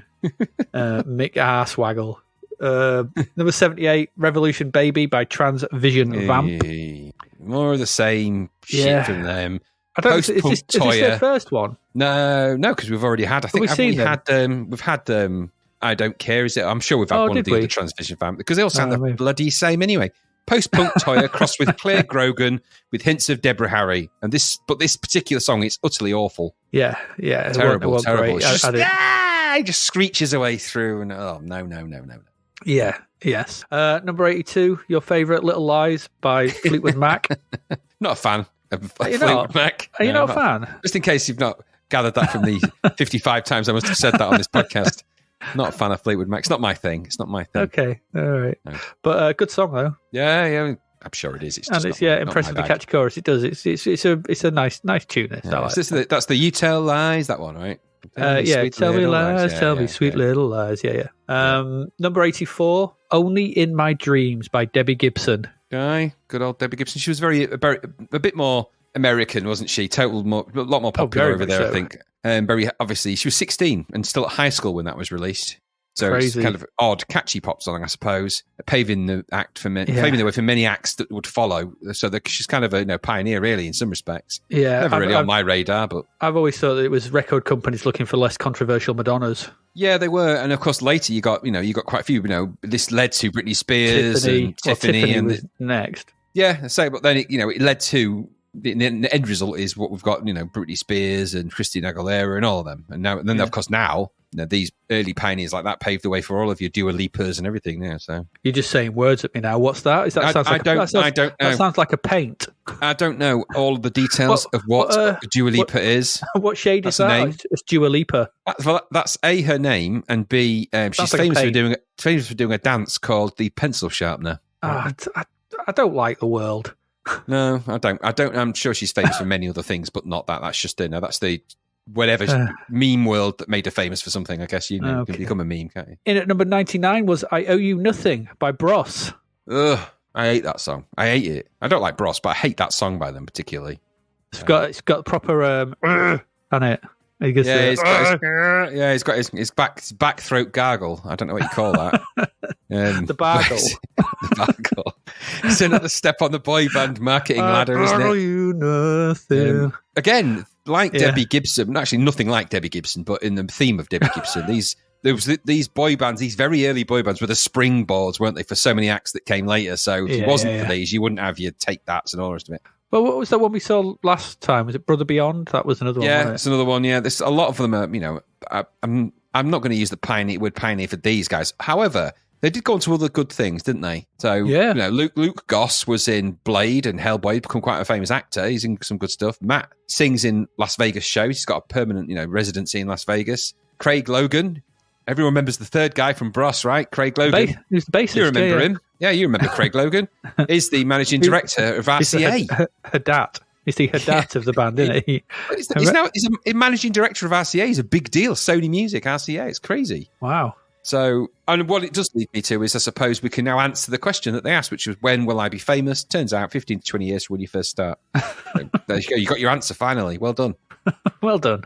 Well done. Well done. Well done, Ross. When will I be famous? 15 to 20 years. All right. Thanks. Oh, dear. 13th September. Madonna is causing a commotion. I've never heard this before. Have you? I listened to it. I recognised it, but it's not one of hers. It's a bit bland, isn't it? Yeah, very average. A bit up tempo. It's got the usual production team behind it, hasn't it? So it's the guy that produced Into the Groove. So it's got that vibe. Yeah, but very forgettable. It's off the Who's That Girl soundtrack, isn't it? It's off the film and the album. So. It is, yeah, because the video is from the film as well. But yeah, I think that whole Who's That Girl thing was just a bit. I don't think I've ever seen it. Honestly, I don't. You're not missing much. I can imagine. Number 31, Pour Some Sugar on Me by Def Leppard. Aye. Now, I bet you really like this one, don't you? Yes, of course. It is. I mean, I think this was the song that put me onto them, really. Yeah. I imagine this song is what put a lot of people. I mean, obviously, because I didn't know Pyromania and Photograph stuff before this, so I got into that after this. But yeah, Hysteria, the album, and then Pour Some Sugar on Me is just the de facto single from it. It's massive. Yeah, it's just a huge track. Yeah, I mean, it went to number 2 in the US, so that tells you something. I can't remember it was held off number 1 by, but it was a very much a US thing to held a British act by number 1, but it was some country and western thing. I think something massive that you'd never be able to conquer in the US as a British group, but to get to number 2 is pretty amazing. Brilliant song. It is. It's good. It's my favourite Def Leppard song out of all of the ones. This is my personal favourite. It's considered the signature tune, their signature by all their fans as well. So it's the fan favourite. It's the one that they play at every gig, or have played every gig. There's 2 versions. Did you know that? Yes. Yeah. So there's the weird version with the really weird long bit at the beginning, which I didn't like, and there's the much better straight to the riff version, which is much better. With this sort of I can't remember what it says now, with the hey bit at the beginning, where they do that little speech. Step inside, walk this way, you and me, babe. Hey, did it? That. So what's not to like about it? It does have the issue. I'm just saying it does. So we'll put the YouTube video at 3 minutes 9. That's the issue. This is a good reason why it's got the issue, because it's such a good strong riff, such a good song, good structure, and then it's got the weird bit that starts at 3 minutes 9. It's only a minute, but it's just that's the Def Leppard issue right there. Those little bits, the weird middle bit with all the weird sound effects and stuff. Yeah, that's what I mean. And so many of their tracks do that. Now I've covered this in a band and played this riff, and it's an ace riff to play on a guitar. So it's easy and it's really good. But when you get to that bit, it's a bit like that bit in, if you're ever covering a Guns N' Roses track, if you could Sweet Child of Mine, there's a bit towards the end of that where it just sort of meanders off into the nothingness. Yes. Where do we go now? Where do we go now? And it's just like, where do we go now? And I always thought that is actually what they were doing in the studio and they didn't know. It probably is. And that has got the same issue a lot, but that's not to take away from what is a brilliant it track. Is. And it's a good album, all said and done. And that is the best track on the album for me. Absolutely. Number 33, Jack LaFreak by Chic. This is an abomination. It's an abomination. Yeah. I mean, to take a great song, The Freak by Chic, to take that song, which has got, amazing musicians on it, including the bassist, obviously, Bernard, I can't remember his surname, but Bernard, whatever his surname is. And then you've got, everyone knows bloody, Le Freak, Le Chic, but this is some kind of crappy house version with really horrible plunky piano. How did they allow them to release this? Because it's dreadful. Really dreadful. I'm imagining it was due to very large bags of money. I mean, I know that Nile Rodgers is a really nice guy. I bet he's angry about that. He can't have heard that. If he had, he'd have been like, no one is releasing that single ever again. It's like he goes full Highlander mode on that. So there can be only one Chic. Exactly. Well, yeah, because that's it's such a good track of theirs, and it's kind of that guitar riff and everything is everything about it is amazing. But not that version. No way. No way. Bloody crap. No. Stop putting the word bloody jacking into things as well. There's so much jacking going on in that. It's horrible. Yep. Well, it's all over the place in the late 80s, isn't it? Jacking. It's just the thing to do is jacking. Get lost. Number 35, Cars, E-Reg Model by Gary Newman. Weird re-release. I couldn't find a lot about it. I presume, just as a spoiler alert, in the albums, he's got a best of out. Yeah, but... So I'm just thinking that this is just a... So, I bet, well, of course it will be. If he's got a best of, his Cars has got to be on it. So I imagine, because Gary Newman's probably just too miserable to record something new. Well, it's not the same. It's a different version to the original version. It's a different production. Yeah, it'd be just a sort of remix thing. It's got different sounds in it. So it sounds completely. It actually sounds really good. Don't get me wrong. It's a really good, because I really like Gary Newman stuff of that period, and it's a really good version of Cars. Just weird that it's out there. Yeah. Came out originally 1979. I mean, how ahead of its time is that song? Goodness me.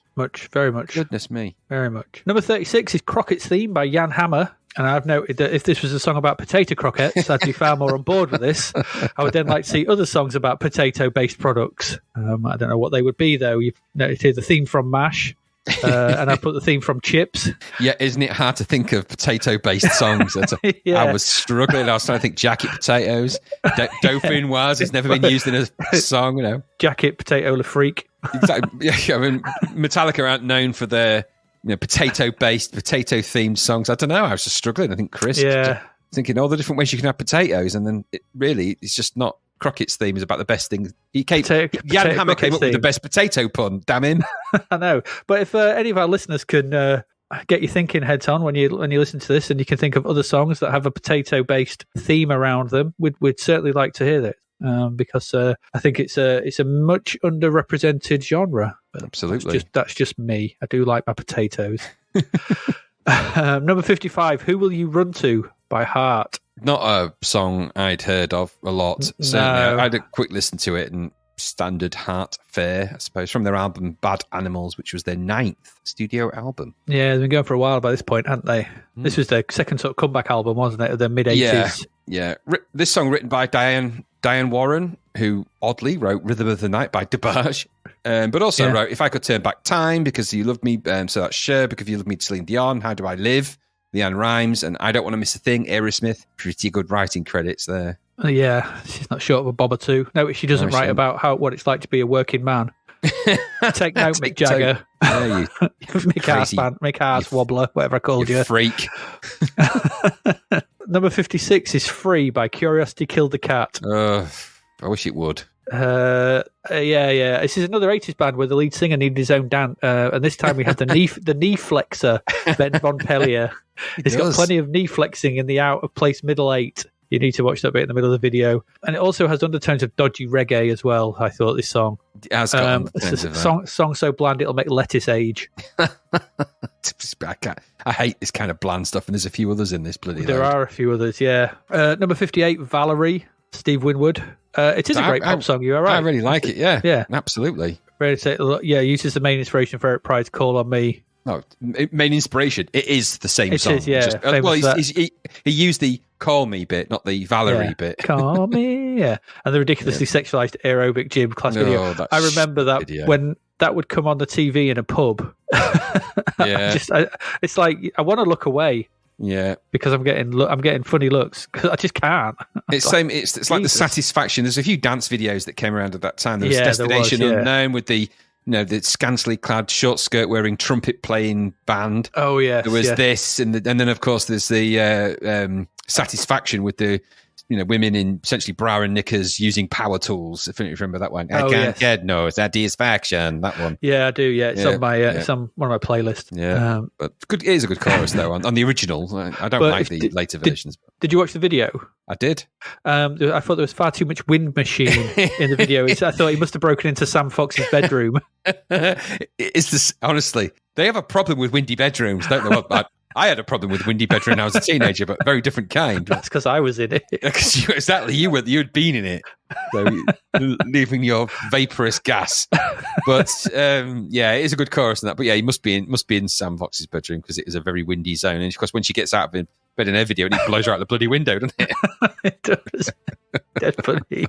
Number 87, "You Win Again" by the Bee Gees, which it feels to me like something you should be shaking your fist in the air at, but it's a good song. I like it. Yeah, well, it's a lot. There is a bit to unpack with it. I won't go too far into it, but it is a good song. Whether you like or hate the Bee Gees, this is it was their comeback album, off their comeback album, and this was a big comeback song for them. Strangely, I think the Bee Gees never really went anywhere, but they kind of got famous really quickly for their 70s disco-y stuff, and then I think they in reality they struggled to get past that for a long time. Anyway.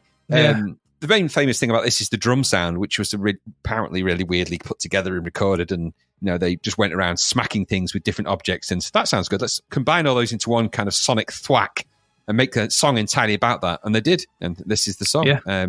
So I think I've got a bit of time for the Bee Gees, or the B as it's known now, because of course the G's have all since passed away. But either way, I got quite a bit of time for them, and I quite like that song. I had a funny incident once when I was at university when I just was humming that in the kitchen on my own. Hey, just humming the song, and I was kicking a cupboard and sort of hitting the worktops with a spoon, like you do when you get into it.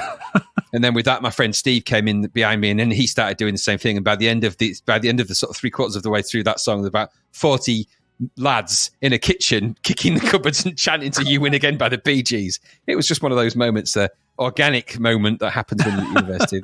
Yes, you had to be there. Anyway, there you go. Fair enough.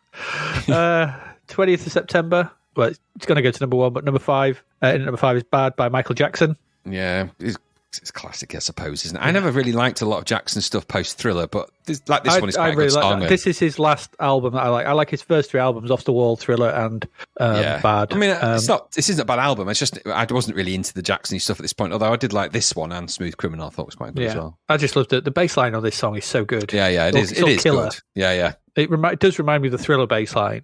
The sort of way that both songs are built around those sort of really. Well, I mean, Thriller's built around 6 notes. Is it the same? Is it the same Quincy producer? Jones? Probably. Yeah. I think it's Quincy Jones again. Chances are it is. In at number 33 was "Full Metal Jacket." "I Want to Be Your Drill Instructor" by Abigail Mead and Nigel Goulding. Oh God, this was weird, wasn't it? This was weird. It went to number 2 in the UK charts. Can you believe this? This will go up.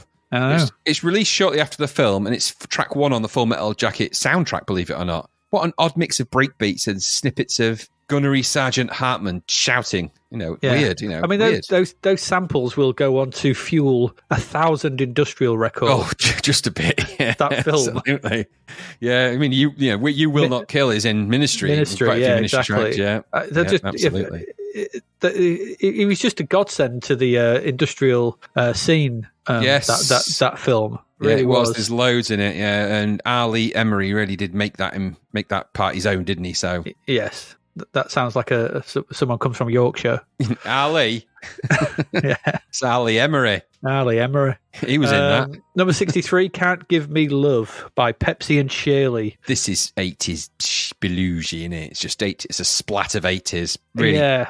Specifically late 80s pop. So it's quite well produced, but very derivative, very forgettable. Yeah. I've noted that it sounds like it was recorded for a film that no one made. It does sound like that, doesn't it? My gosh. Yes. You could just see this in a film, but just no one made the film for it to go into. It's like, so it never got into one. But I wonder if it did. It may have done. But it does sound like it needs to be in, like, the first 20, 30 seconds made me actually think of it could have almost fit on the Terminator soundtrack. Yeah, with those absolutely. crappy Intimacy. 80s songs. Yeah. Intimacy. Yeah. It's Tech Noir soundtrack, yeah. Yeah, absolutely. Number 66, When the Fingers Point by the Christians. Awful. Blanco. Awful, yeah, utter blanco. Yeah. Yep. Number 74, So the Story Goes featuring Bobby Womack by Living in a Box featuring Bobby Womack.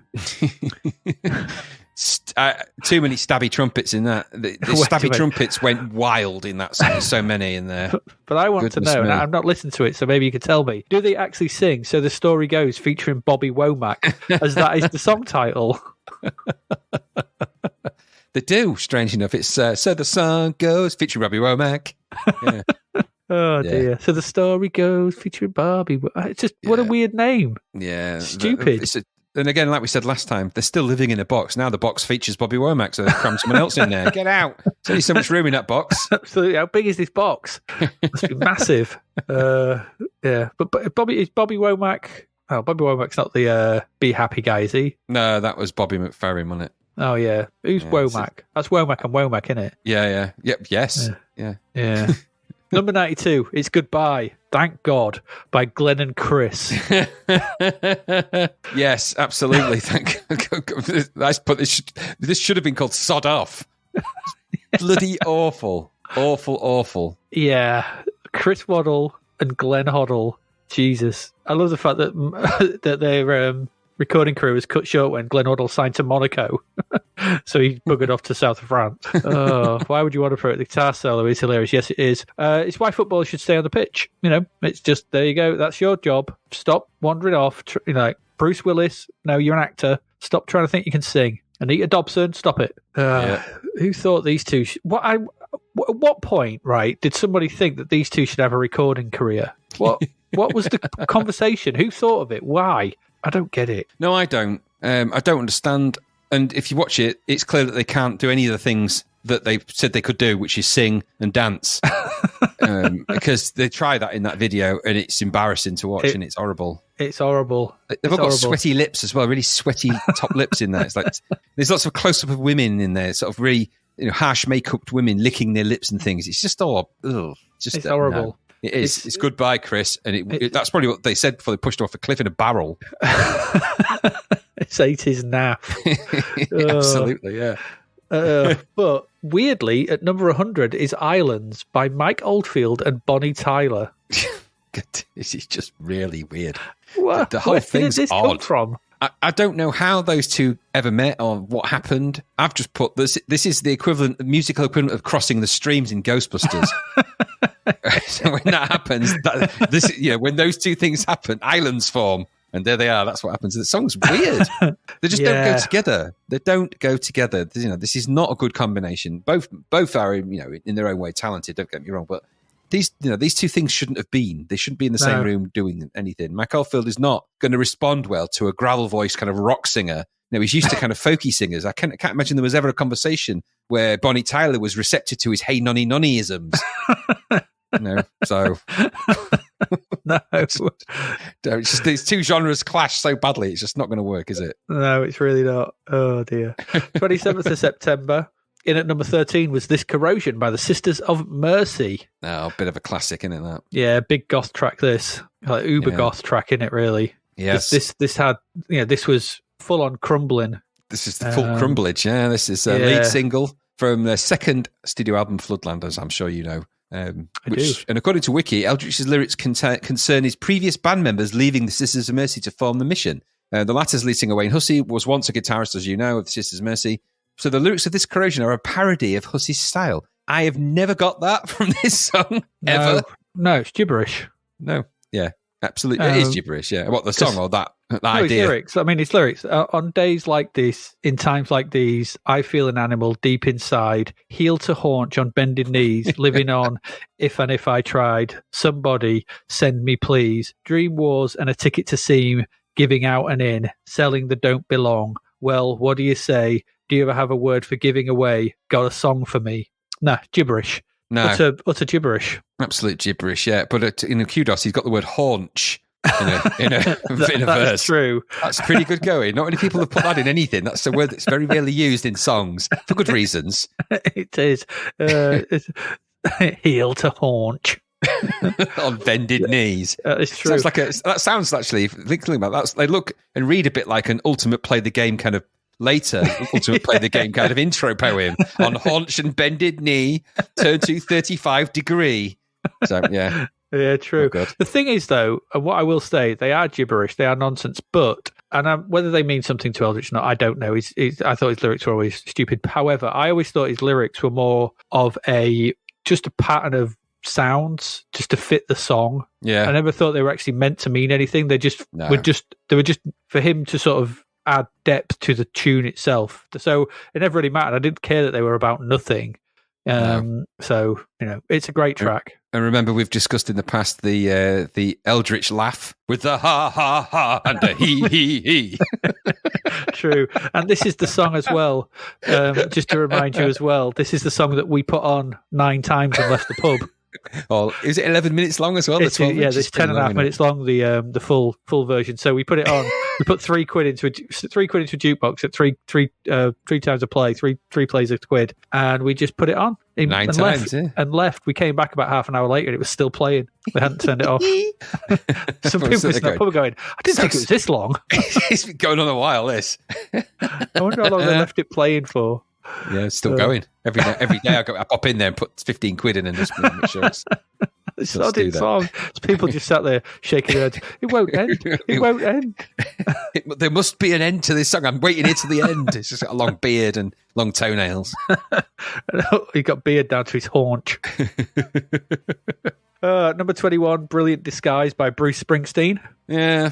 From his 1987 album Tunnel of Love. I am not and never have been a fan of Bruce Springsteen. So I don't know if you are. I mean, I like Born in the USA. It's about it. No. That's it. Yeah.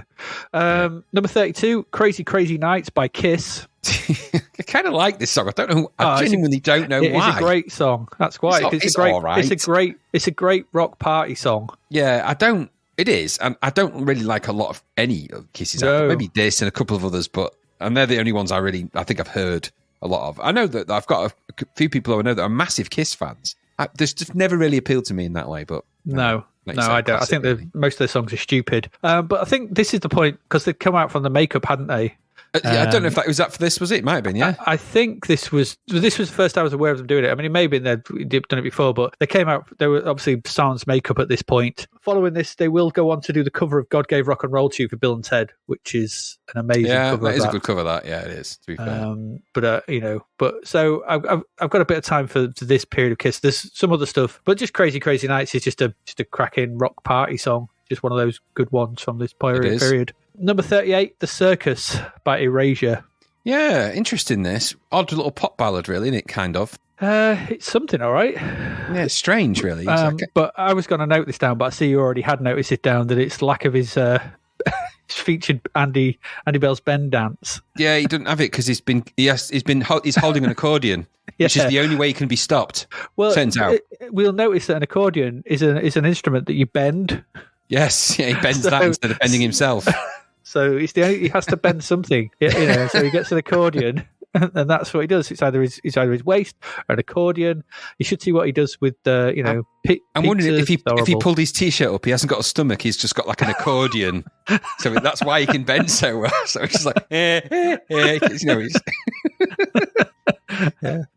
Weird. There's a really strange demonic thought now. Yeah, I don't know where to go with that one. I put that my note for this was that it felt like a Depeche Mode song that never was this. I can imagine Depeche Mode doing that in a kind of their way. Yeah, but it's still good. It's a good song. It's really unusual. It's got a really weird sort of melody to it. It's really odd. It is strange. It is a weird song. Yeah, it's all right. Yeah, all right. Number 44 is The Traveller by Spear of Destiny. Yeah. I think it's a bit overlooked. They're completely overlooked by me, this band. I didn't really listen to a lot of them, but I listened to this track. I thought it was pretty good. Quite folksy, like you say, but it's good. Interesting group there. Yeah, it's good vocal performance in this song as well. It's absolutely. Showing Kurt Hamlet, not Kurt Hamlet, Kurt... Well, I can never remember his bloody name, Kurt something or other. Showing his range. It's quite good. Mony Mony in at number 59 by Billy Idol. I don't like Mony Mony by Billy Idol. I don't mind it. It was a number one hit in the UK back in 1968. Yeah. Believe it or not. By Tommy James and the Shondells, American band. Yeah. Obviously, this is Mr. Idol's take on it. So insert signature lip curl, punk aesthetic, and pointy hair. Absolutely. And a good shouty chorus, and it's all right. I like this. I've heard Rebel Yell to this, but I suppose it's in the same camp, isn't it? It is, yeah, absolutely. Number 65 is Walk the Dinosaur by Was Not Was. I absolutely hate that song. I hate it for every reason I don't like it. I hate it. I don't. So it's by Don Was. Then who was not was? Don Was, yeah. Stupid name for the stupid wases and the not wases. Was Don. Then and was not Don was. Walking the Dinosaur. No, no. This is a stupid... I didn't like this song. Which dinosaur? That's an entire species you're talking about. Which one? Which one am I walking? Tyrannosauruses walk differently to brontosauruses, which walk differently to pterosaurs. So which one am I doing here? Let's be specific. Can't say walk the dinosaur. Am I walking the tyrannosaur? Let's come on. And which period of dinosaurs are we talking about? Absolutely. You could be dinosaurs as well. Yeah. Dinosaurs. Who knows? Number 69, I Don't Think That Man Should Sleep Alone by Ray Parker Jr. Curious who he's talking about. I put Ray Parker Sr. by the sound of it, I think. Maybe. It's a ballad. Yeah. I don't think that man should sleep alone. Who are you talking about? Ray, you talking about that man? Who? I mean, did he have another hit after Ghostbusters, Ray Parker Jr.? Because that's what I remember him from. No. Did he have one before it? Yeah, it was Ghostbusters. No, I don't know. Bust Ghosters. Yeah, Bust Ghosters. Could get the words in the right order. Yeah. Number 72, Welcome to the Jungle, 1987 by Guns N' Roses. Classic. That's a great track, that is. It's one of my personal Guns N' Roses favourites, that and yes. I really like Paradise City, is my absolute favourite of theirs, but that's a good one. Yeah, I think it's interesting having this and Crazy Crazy Nights in at the same point, because one shows one shows where rock is still mainstream, the mainstream rock still is, and that's Crazy Crazy Nights, and one shows what's coming. Yes, absolutely, yeah. Welcome to the Jungle, it's much more punky aesthetic. Yeah. And somewhere in the middle of that, you got Mony Mony by Billy Idol. It's kind of a weird trio of rock songs. And he's got massive hair in that as well. When he's got his hair back. Axl Rose. I think that's the one where he's got back-combed hair, because in the others he's got straight hair, hasn't he? But yeah, this one I think it's that back-combed massive bog brush look. He went for the full Spanier in that one. Yeah, no backlight though. Thank God. No. No stabby trumpets. No, thank God, no. And at number 73, finally, our last single is "Love Will Find a Way" by Yes. Is that a question? Yeah. Love will find a way. Yes? Question mark. I don't know. Yeah. From the 1987 album Big Generator, prog rock, not my cup of tea. No. Yeah, I've noted that the beard to forehead ratio in this song is all off on one of them. It really is. And the rest have stripped the hair from the bleached white hair one of the band and shared it amongst them. They have. But the smugness in the video is off the charts as well. They all look dead smug. There's that bit at the beginning where they're playing in front of the Yes plane. Heavy smugglage, isn't there? Heavy smugglage. It's like, oh, we're ace. Look at us being all smug with our proggy smugness. So yeah, but yeah, beard to hair forehead ratio way out of whack. Not a big fan of that. Let's get into albums. 6th September, number 1, Bad, Michael Jackson. Yeah, obviously. Straight in. There's loads of singles coming off that, and so straight in, it makes sense. Yeah, so big album, that. Yeah. In at number 5 is Darklands by the Jesus and Mary Chain. Second studio album from them. Not really followed them that much. Do you like them, actually? I meant to ask. No, not really. Not your cup of tea? Never something that I really sort of got on with. They were a bit, I don't know, they were neither one thing nor the other to me. They were a bit too jank. I don't know. No, they weren't for me. No, not for you. And of course, this is the second studio album. They replaced the live drummer with Bobby Gillespie, who left to pursue a career as the frontman of Primal Scream. They replaced him with the drum machine for this album. So he had. I didn't know that. Yeah. But why would I know that? Because you're a massive Jesus and Mary Chain fan. Well, exactly. Yes, I am. Yes. In at number 17 is Jonathan Butler with Jonathan Butler. Who is Jonathan Butler? So Jonathan Butler is a South African singer-songwriter and guitarist. His music is often classified as R&B, jazz fusion, or worship music. That's who he is. That means nothing to me. But Who is Jonathan Butler is what the album should have been called. Yeah, it should have been, yeah. And how did it go in at number 17? That's really high for somebody who's just never heard of. Crazy. Absolutely. At number 89, though, Paid in Full by Eric B. and Rakim. Yeah, quite important, this album. Yeah, I thought so. Even I know this one. Yeah. I don't know anything about rap. It's a debut album from, obviously, Eric B. and Rakim, big American hip-hop duo. Very important, influential album. If you don't understand how important and influential it is, check it. I'll put two videos of 2 tracks from that album in the show notes. And you'll hear, as soon as you listen to them, you'll hear how much influence both of those tracks had on house music, dance music, and hip-hop. Incredible, especially the first one, which is, I think, Paid in Full, which is the title track. Yeah. Because if you listen to that, that's essentially the entire first part of Pump Up the Volume by Mars. So yes, yeah, it is. But there's loads of other stuff in there, loads of samples and stuff going off in there. It's crazy. Yeah. 13th September, number 2. And at number 2, is actually by the Pet Shop Boys. Yeah. Second album from Chris Lowe and his cleverly animated Labrador, Neil Tennant. It's not his Labrador. He rents a flat from him. And Chris Lowe never knew his name and just commands him to pray for him every day. Neil Tennant. It's a command. I never realised that his name was a command. It is. It's like it is. Yeah, Neil Tennant. Yeah, it's like Scooby-Doo. Well, they're both getting down as well because Chris is Lowe and Neil Tennant. Yeah, Chris Lowe, Neil Tennant. He's feeling down. Yeah, Chris Lowe. That's how they speak to each other. How are you feeling, Chris Lowe? Chris Lowe, Neil Tennant. Here, smoke this, Chris High. You are now standing Tennant. They can only speak to each other in 2-word commands. So like binary folk. It's just, but what Tennant just says what his state of legs are. They're both had their brains taken out and substitute for a ZX81. Yeah, 1K between them. Yes, so basic commands only. Very basic.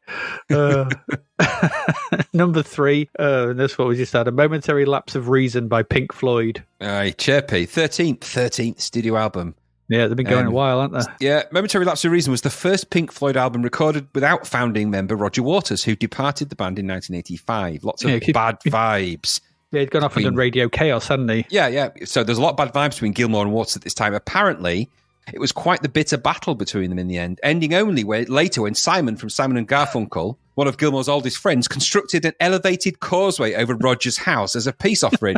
It was later revealed this wasn't the first time a bridge over troubled waters had helped somebody out of a difficult time. But hey!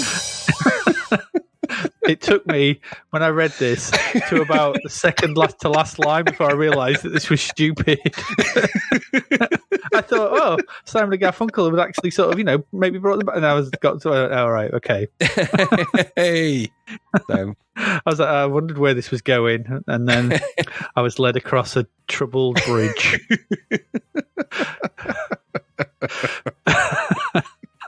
Oh dear, I had fun writing that, I have to say. Yeah. There you go. That's good. I like that. Number 14, Babylon and On by Squeeze. Yeah, my brother was a big fan of Squeeze. I never got into him. 7th album, though. New Wave. Yeah, well, there's only so much you can squeeze out of them. Number 20, Crest of a Knave by Jethro Tull. Pun title. No. Not having it. Crest of a Knave. Get out. Oh dear. 16th album though. I mean, geez, yeah. 16th. Goodness. I don't know. Just get away. Go away. Crest of a Knave. With your stupid puns. I don't know what this next one is. Number 26, Poetic Champions Compose by Van Morrison. 17th studio album, apparently. I don't know a lot about Van Morrison, nor have I ever listened to much of his output. I actually did. Catalogue now, 17. I actually think that's where he lives, on what 3 words? That's directions to his house. He's lost. Poetic champions composing to it. So, that's where I live. he can only vocalise where he is at any given moment in song. Yeah, it's a lot of effort for that. He was way ahead of the curve on that app. He was. He was way ahead. But it would make sense because that makes no sense. Number 61 is Wow by Bananarama. Oh, total meh. The fourth studio album, entirely produced and co-written with the Stock Aitken Walkman production trio, if you can call them that. Tensions between group member, how do you say that name? Is that Siobhan Fahey? Siobhan Fahey, yeah. Siobhan Fahey and Stock Aitken Walkman regarding songwriting input and lyrical content, particularly with the track Strike It Rich, prompted Fahey's departure from Bananarama 5 months after its release. So she became a Bananaroma. Yeah. Which is, I thought, it's better than a banana farmer, which she later went on to become, coining her patented twice bananas, but with only half the skin. Catchphrase that you're never going to forget. Which one? Bent twice bananas, only half the skin. Absolutely. Just the bent. She created the circular banana. Yeah, strange. The banana loop. the bloop. It's like a donut. Banana donut. I bet she never wanted to look at another bloody banana for the rest of her life. Probably not. But she got loads in the post. 20th of September, number 2, Dancing with Strangers, Chris Rea. Yeah, a lot more successful than his sister Daya and his younger brother Inna, who always had a headache and fell over a lot. I was sat here for about 10 minutes trying to come up with some more. There's loads. I couldn't come up with any. You will. They will come to you. I was sat here earlier on going, oh, come on, you can do it. Nothing came to me. It's like no more potato songs came. It's just too much. So I'm sat here trying to think of Chris Rea. Number 3 was Wonderful Life by Black. No, not a fan of the band or that album. We said about it last time, didn't we? No, it's not A Wonderful Life. It doesn't sound like it. He sings it like a dirge. Number 5 is Always Guaranteed by Cliff Richard. Is this some kind of spell?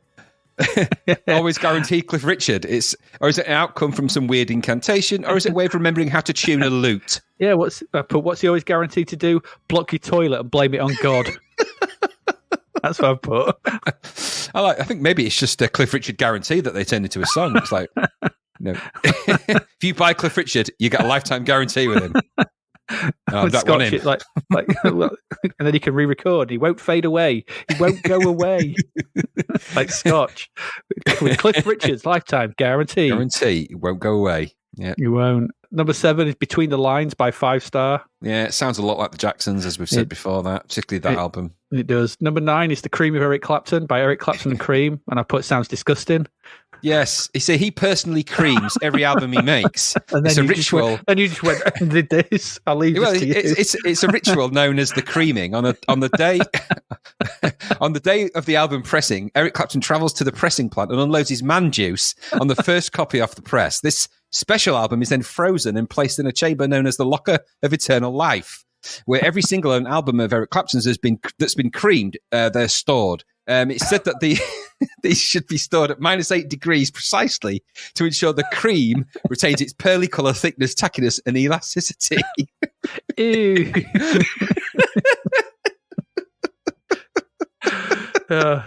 Yeah. Oh dear me. That's grossed me out, and I wrote it. You wrote it. Don't put this on me. Yeah. Anyway, I just thought it sounded disgusting, and then you wrote that.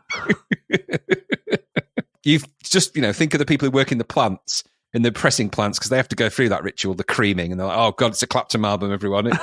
Everyone's booking the day off. You're going to have to work, Tony. Oh, God's sake, not again. For God's sake. I was blind for 3 days. Where's the hazmat suit? He saves it for a month. It shoots out like a wax dart. It's horrible. He took one of my eyebrows off last time. It's like bloody toothpaste. It's rank. Anyway.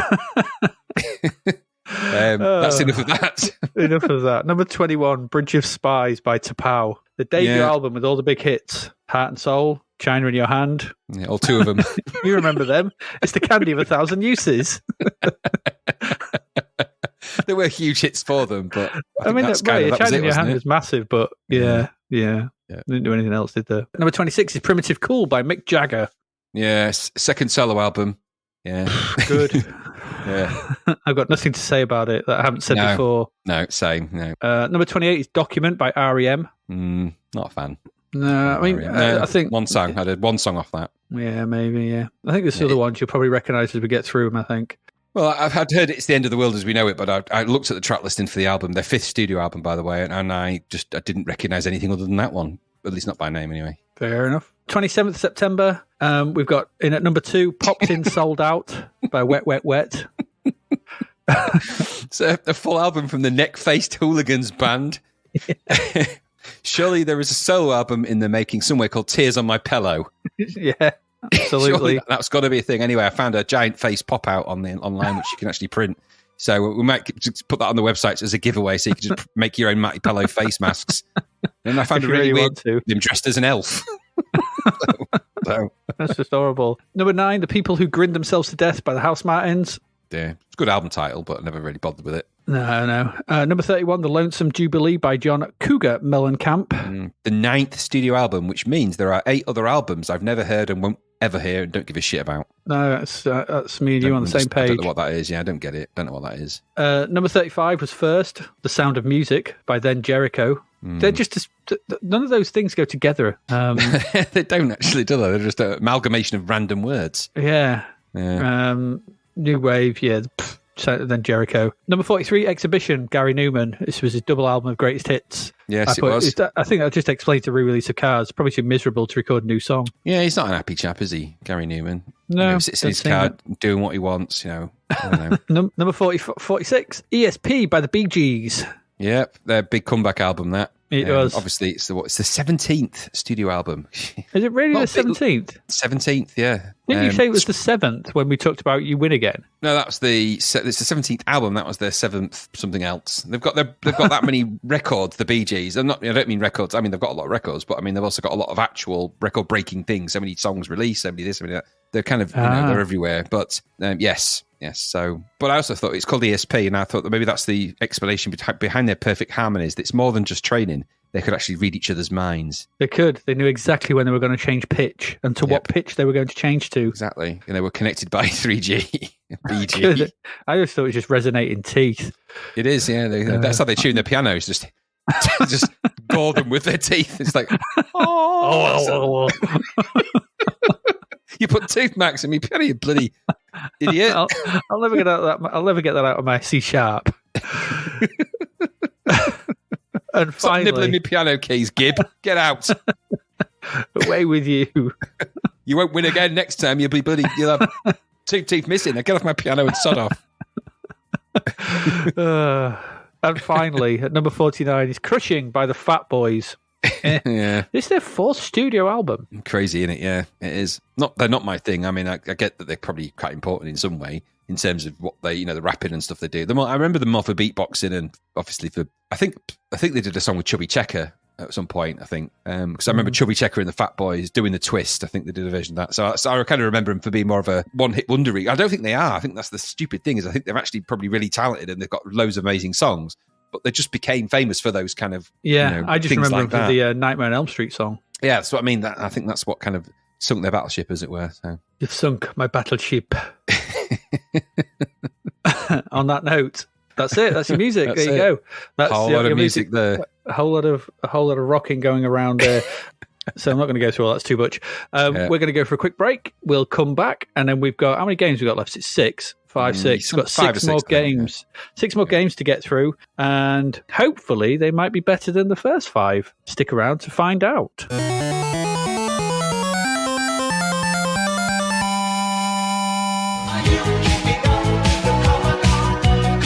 Sun, Sea and Chippy Tea to our sponsor, DavidHearnWriter.com. Let's take another listen to his amazing new book, Escape from the Commodore 64. At last, Sarah thought. Her moment of joy ended swiftly as a robot started towards her. Grappling with the puzzle pieces that fell from her hands like skittles in a bowling alley, she gathered up as much as she could and dived behind the armchair. Her breath came in shallow, panicked spurts. Silence. The crackle of electricity stopped, and the mechanical whir of the robots unspooled, leaving them slumped indolently on the spot. Sarah chanced to look over the top of the armchair. What she saw was a still-life diorama that was unlike any nightmare she'd ever had. "That's what you get," she whispered. "I've seen friendlier Daleks." She sunk down farther into her hiding place, waiting for any sign from Nell. Had she even made it free from the top floor? What if everything had stopped because she'd short-circuited the system? Fried herself out of existence? Something pulled at her t-shirt, bringing her to her feet, and she screamed. As the Mayor of Targ, I declare this book awesome. Escape from the Commodore 64 audiobook is out right now. Visit davidhearnwriter.com today. What are you waiting for? Are you keeping up with the Commodore? Yes, the Commodore is keeping up with you.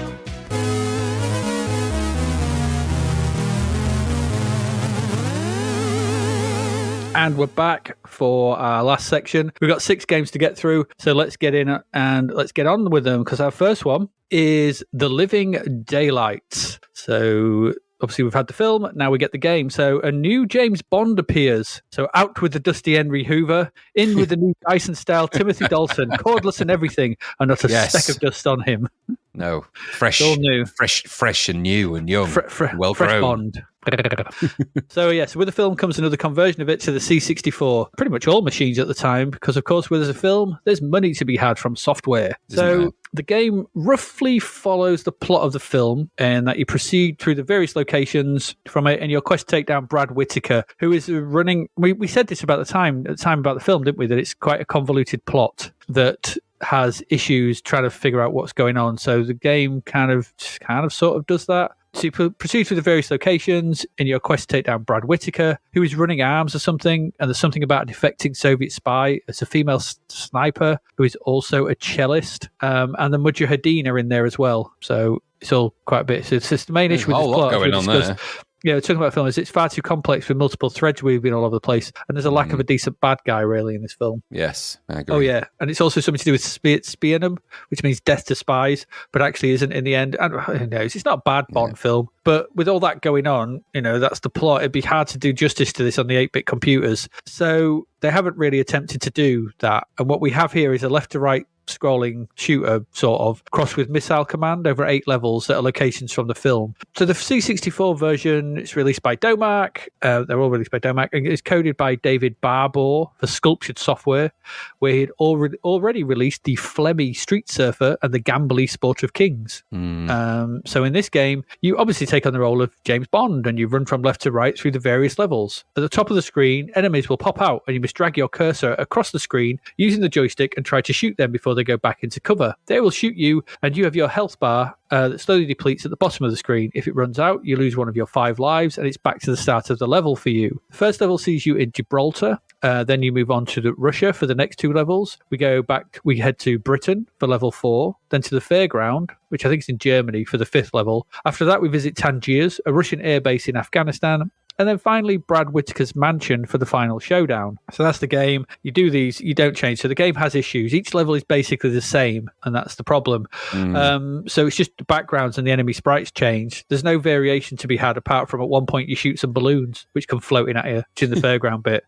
You run, you jump over stuff, you move a cursor, and you kill people, and then you move on to the next level to do it all again. And it gets old very quickly, especially as it's really quite tricky to move a cursor with the joystick fast enough to take people out. Because what happens more often than not, you find yourself repeating the early levels time and time again, and that obviously gets very repetitive. And should you make it through a level, then you start the next level with the same level of health that you ended the previous one with. And it's hard enough to get through a level with a full complement of health, but to attempt the next harder one with the damage taken from the previous one, I mean, why would that be included? Just give the player a full health bar when the next level starts. It seems incredibly punitive in the extreme to me. There are other issues as well. James Bond can also suffer the most ignominious of deaths as well, and that is death by toe stubbage. Yes. So stupid. I know, because there are rocks and drains in the way in various levels as you move from left to right, and you must jump over them. For collision with them will take off a fair chunk of your health. As Bond rolls forward heroically, then stops to rub his poorly knees before getting back up. It reminded me of the bit in Family Guy. The amount of time it takes to get him. It's like, ooh. So all the while while you're doing that, you're getting shot to shit whilst you cannot react. Yeah. And if damage from the fall empties your health bar, then here lies 007 killed by tripping over a rock. Yeah. We said this about the other game. What was the other one? Grange Hill, where where this a young teenager dies from stubbing his toe. Stubbing his toe. I suppose. I mean, I have not looked into the stats, so I don't know if toe stubbage was a cause of death for many in the 80s. Significant cause of spy death. It very well could have been. In the world of James Bond, this kind of thing is stupid, and it adds nothing to the game at all aside from just annoyance. It's a fairly simplistic game, this. The visuals are okay, with decent backdrops, I guess, and some nice parallax scrolling, but the enemy sprites are pretty blocky. Bond is okay, I guess. It looks a bit hunchbacky and nicely animated. The music's by David Whittaker, so expect a 3-second loop. That is not The Living Daylights by Aha. Why would that not be in there? Yeah. Even A View to a Kill. Grange Hillisms. Yeah, I think View to a Kill had the View to a Kill music in it, didn't it? Don't remember. I think it did on the opening screen. Might have been. But so why is this? I mean, you get David Whittaker and you go, David, can you do Living Daylights? Does it last 3 seconds? No. Well, then, no, I can't. No. It's an odd oversight. And, if you've got the license, you might as well use the bloody song. Yep. It's not a terrible game, really. It's just a very limited one and lacking in any kind of variety with some really questionable design decisions throughout. It's awkward to control as well. Because you've got to run and jump, and when you jump, you can't pull your cursor back because essentially you run by moving your cursor all the way to the far right of the screen, and then he runs. Pulling left on the joystick pulls the cursor out, and then he stops and aims. So you can't run and jump. I would have just made this, just have him, a left to right, have him run and aiming. If you're going to do this, just make it a constant runner, and you're just shooting the enemies to come. And it's really any game where you are moving a pointer with a joystick is a pain in the ass. Especially as you get multiple enemies popping up from the background on different points of the screen, and you move to one, they duck, and the other one pops out. You try and move back quicker, you don't move quick enough, and there's no analog control in it, which is a pain in the ass. It's lacking any variety, some questionable design decisions. In that way, it's quite a lot like the film, really. So there is some parallels with the film, but it's not terrible, but it's not brilliant, and it's just a bit of a nothing, really, because it's one level stretched over 8 and gets boring and punitive very quickly. Did you enjoy your time as Slim Tim Dalton? I've not got much more to add. No, I didn't really. I had initial high hopes for this. They were quickly dashed.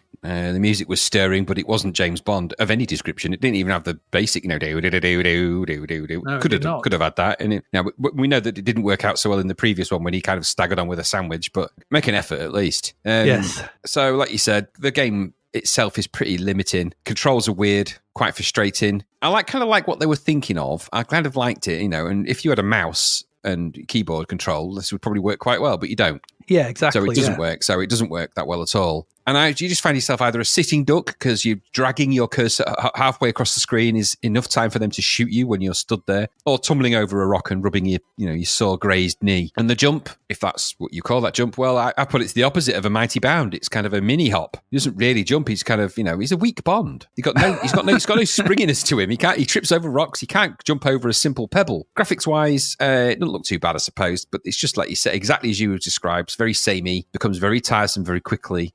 And if you look at the film and all the things that happen in it, I know it's it's not the greatest Bond film, but you've got assassination attempts, smuggling people out of countries, bomb defusal, shooting, blowing up, all of that stuff. Why make a game out of that? Yeah, you've got an ice chase on a cello. That's what I mean. There's enough material to make a game of without resorting to running across the screen, shooting things pop up from essentially a sort of a Bond variant of whack-a-mole. Yeah. So no, I think they just missed the mark, which is ironic given that this is a game about a guy that never misses his mark. But that's true. So I'm afraid this is not very good. It's a shame. Another license, up the river, really. Yeah. Shame. Oh well, that's The Living Daylights. Less dusty than last time though. And he didn't come on holding a sandwich. No. I forgot about that. Just it felt less Bond themed than the previous one, which is kind of crazy because this didn't have to be a Bond game, did it? It just had the words Living Daylights on it. Yeah, yes it did, yeah. There you go. There you go. Living Daylights. Let's move along. To another license This is a license of a license, I guess. So this is the port from the arcade, and the arcade is the port from the cartoon of Roadrunner. Graham, what's Roadrunner all about? Well, Roadrunner itself, obviously, is the famous Warner Brothers Chuck Jones animated cartoon gift to the world. It comes from the amazing period of Warner. Is it Warner? It's Warner Brothers. The amazing period of Warner Brothers cartoons, Bugs Bunny, and all of those things. And Wile E. Coyote Roadrunner is a invention of Chuck Jones, and it's just a great it's equivalent of a cat and mouse. So this time you've got a kind of a fast running roadrunner, and you've got a coyote that's always trying to construct devices to try and catch the roadrunner and have him for dinner because he's starving to death. That's the gag. So this is like you say, a conversion of the Atari arcade. This was coded by Sean Townsend, who made Chucky Egg 1 and 2. Graphics are by Martin Calvert, who was the guy that did Legend of Cage and Highlander, strangely enough. Music here is by Fred Gray. So in this game, you are the Roadrunner, and you've got to make your way through 12 levels, avoiding Wile E. Coyote and collecting birdseed as you go. All the while, to get to the end of each level and accumulate as many points as you can. You need to eat as much birdseed as you can to avoid getting caught, and you must not miss out on 5 in a row, or you will faint and be eaten by Wile E. Coyote. Eating seed takes a little bit of time, so you've got to balance that with running about and trying, and obviously Wile E. Coyote's using every trick in the house to try and catch you, including running, jumping, coming at you with different devices and stuff. You can stop to drink lemonade if you find it, and that gives you some bonus points at the end of each level. There's also things like invisible paint, which you can get, which makes you invisible, obviously, but also if Wile E. Coyote gets it, he becomes invisible as well. There's also little bonuses, such as if you can let Wile E. Coyote get quite close to you, then press your fire button, and he kind of does that, sticks his tongue, it goes sort of beep, beep, and then zooms off, and like it does in the cartoon, you get extra sort of bonus points for that.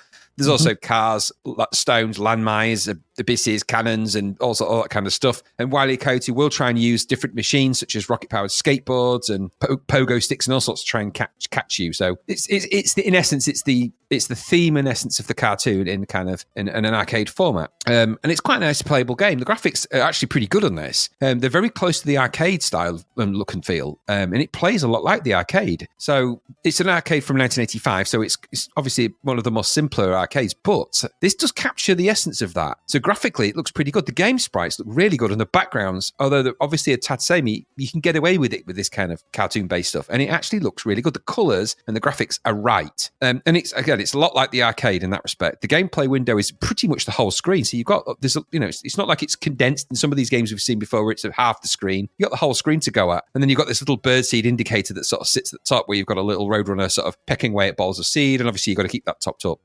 You control Roadrunner with the joystick, and you obviously run from right to left and up and down, and it feels a bit weird the way you control it, but you sort of get used to it. The background and road collision is a tad catchy in this. I think that's exactly like the arcade was from what I saw in the playthroughs that I looked at on YouTube. And it's designed that way, I think, to try and make so you can't just run away from the coyote. Obviously you can. You've got to try and avoid him, and he is pretty wily, so he will try and catch you out. And sometimes the paths get really narrow, so you've got to try and navigate through them and sort of work your way around them, which is quite tricky to do. Obviously, that's the challenge of the game. But it can also lead to frustration because you kind of get tagged and caught on little bits of sticky out background, which perhaps sometimes you shouldn't. I don't know. But there's enough challenge in this. Wile E. Coyote is actually surprisingly adept at catching you. You get caught really easily in this, so it takes a while to sort of get used to playing it. It's got a bit of arcade difficulty to it. I like the machines he uses and the inevitable deaths that are going to happen to when he sort of blows up periodically and stuff happens to him. It's quite funny. The music's okay. It's frantic and boppy enough. It's a decent version of the kind of music, the Warner Brothers kind of music, that you would expect from this, so you get, the classic Warner Brothers cartoon opening theme, and there's some good music inside of the game. It's not amazing, but it does the job, and it kind of keeps the pace with it. I think it's the same as the arcade. Each level is loaded separately, which I think would be a bit of a pain on tape, but you can start where you left off from using these little shortcut technique, which is quite nice, and the disc game works quite well, but there is quite a bit of loading even on the disc. So I imagine back in the day, if you got this on tape, it might kill the fun. Which brings me to the main issue with this. So I think the main issue here, aside from the little control bugs of the Roadrunner, is that the game levels are quite short, which means there's a lot of loading for a short amount of game, and the difficulty varies massively between each level. So the first level might be really easy, and the second one's stupidly hard. There seems to be very little way of sort of managing that, and it gets quite samey. So the question then is, does it have any longevity? Is this something you're going to keep going at and going at and going at? Because once you get through the 12 levels, what then? Does it have enough funny parts of the Roadrunner cartoons to pull it all off? Well, I don't know. I don't think it's too bad. It's not a bad game. I quite enjoyed it. It must be crap on tape. I never played it on tape. I never played it at the time. And I'm a big fan of all the Roadrunner. I like the Bugs Bunny and Roadrunner. I'm a huge fan of all of that stuff. So I wouldn't say I really, really like this. It's actually a pretty good arcade conversion of the arcade. The arcade is exact same features as this, and it's quite good fun to play. I just don't know for how long. But it got 74% in Zapped for the disc version, slightly less for the cassette. I quite liked it. It certainly looked better and looked the part. So it's good. It's a good little Roadrunner game. It's the first time I've seen a cartoon licensed game on the C64 that actually looked and played in the right way, because we've had the Flintstones, we've had Danger Mouse, and all those have been absolute crap. So this was light relief compared to those. But what did you think? Yeah, I was trying to think if I'd ever seen Roadrunner in the arcade, and I don't really have any real memory of it, so I didn't know what to expect of this. I had to look at some playthroughs on YouTube, and I was thinking, did I see it? Was it ever around Cleethorpes? I just couldn't remember. I don't remember seeing it there. No, but I thought as far as because it's by Atari, isn't it? Which is strange as well. But so as far as the arcade ports go, I thought this is a pretty competent one, and it captures a lot of the exuberance and character of the arcade machine itself. The visuals are recognisably Roadrunner locations, that desert, sort of Western American desert, with the canyons and arroyos and rocks and that kind of thing. They're a little blocky, but they make good use of the C64's yellow and browns for a change. Oh, don't they just? Yeah, but it's that's what colour Roadrunner is, so it works. Yellow, brown, and blue. That's your colours for Roadrunner, so you don't need anything else. The main two sprites are a little blocky again, but they're recognisable as Roadrunner and Wile E. Coyote, and I thought the animation was pretty good. And the music, whilst a bit twee, fits the feel of the game, and all that wrapping around it is really good, I thought. The issue for me was the game itself, which is let down a bit by being the arcade game, which I'm looking at, it's all right. I'd liken this to that one we looked at last week, or was it last week? Metro Cross. Yes, similar. Yeah. It's similar. Metro Cross was left to right. This is right to left mostly, but it's another one of those sort of this. It's a chase game, and that's what I know. That's what the cartoon is. So it kind of makes sense that that's what this is. It kind of loses its appeal after a while when you're constantly doing it. I don't know if the arcade game is quite as sticky as the C64 version, because the collision detection in the narrow parts is a pain in the arse. Yeah. And I quite often get stuck on the sand and lose a life because it would not move. I couldn't get off it. And this is what I'm saying. So these are holdovers from the arcade. I don't think I'm a huge fan of the miss 5 seed piles and losing a life as well. I think, I don't know about that. And as you have rightly pointed out, the multi-load, I don't understand it. I think of games like Whizball. I think of games like Green Beret in a single load. I don't get it. Can't work out why this is like it is. There are games that do different things that fit more into, I don't know. I don't think there are that many different graphics in it, so I can't see why this is. However, all that said, it's a good conversion. But I think, like we said about Metro Cross, it's a conversion of a game that was only okay in the first place. Yeah. So whilst it does kind of grab it, it's still just a simple chase game, and that kind of in it for 10p in an arcade, you'd probably have a bit of fun playing Roadrunner and trying to avoid it, and you get all that more cartoony visuals and beep beep and all that kind of everything like that. But for 10 quid on tape, for 10 quid on tape, it's 15 quid on disc. You'd need the disc version, so 15 quid. I don't know. It's a bit pricey for what is essentially something in 12 levels. Did you say? Yeah. I don't know. I mean, it is what it is. It's a good conversion of something that average was game average, in the first place. Was average in the first place. Yeah. So well done on doing it, because whoever did it, has done a really good job. But it's just it is what it is. So I think if you really like the arcade game, you play this because it's a good conversion of it. But if you don't, it's not going to convert you. So convert too much. Way too much. Yeah, Roadrunner. There we go. Meep. That's that. Meep. Yeah. Nice sound. That's some nice bits. I do. Yeah, it's all right. But I don't know. I'd still rather go and watch Roadrunner cartoon. In fact, I watched that the other night. I think that's the thing, isn't it? The Roadrunner cartoons are they're peerless. They are the best. The Bugs Bunny Roadrunner movie is one of the greatest pieces of animation that's ever been made. I've watched that regularly. It's brilliant. Yeah, absolutely. Yeah, it's Looney Tunes, isn't it? Looney Tunes, for Warner, that's it, yeah. For Warner Brothers, yeah. Yeah. Oh, well, here we go. That's Roadrunner. Let's move along to our next one.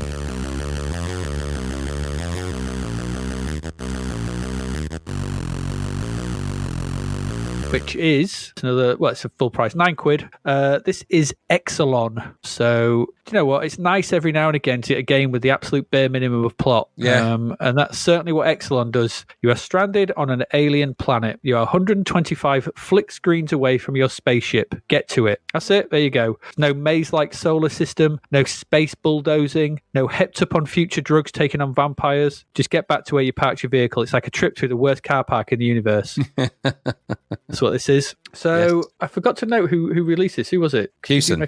Hewson. I thought it was Hewson. Yeah. So this is Hewson. So you play an armored soldier with an exoskeleton suit, hence the title, Exolon. You can shoot bullets and you can lob missiles at the various enemies and installations that block the way to your ride. A tap of the fire button shoots bullets. Hold it down to fire a missile. Bullets take down small enemies.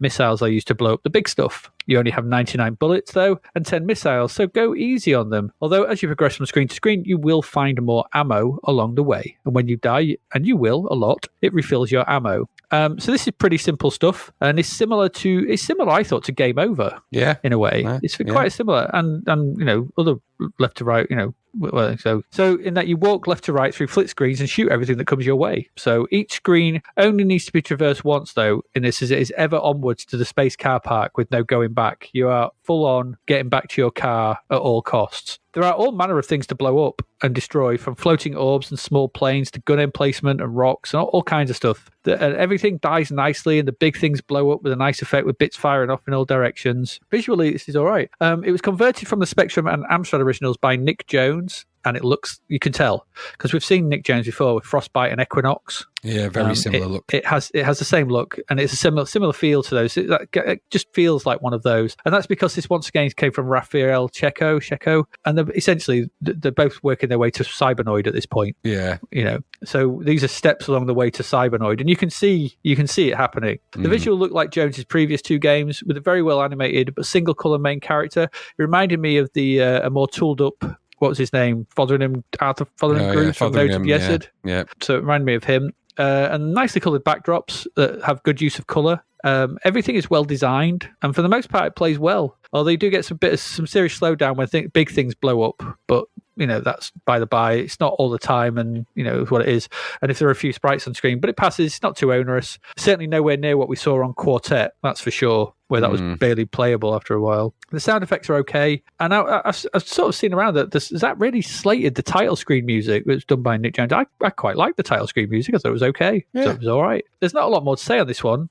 We seem to be doing a lot of walking to the right and shooting things in this episode, and this one keeps the premise simple and straightforward and feels better for it. It's not the best game ever, and it's pretty bloody hard, but at least it feels like it's been given some care and attention. It's you can see Raphael Checo, you can see the kind of honing a craft here. They're honing their chops in the games that they're making. They're kind of getting the graphics right. They're getting these kind of things. They're sort of simplifying the stuff down, and each screen is given some care and attention. The gameplay loop has been thought through, because as simple as that is, it's just blow stuff up, shoot stuff, sprites come on, shoot them. Each screen kind of feels like its own entity, and that's kind of because it is. Some require teleports, others require careful blasting, and others need timing to get past machinery that shoots up from the ground.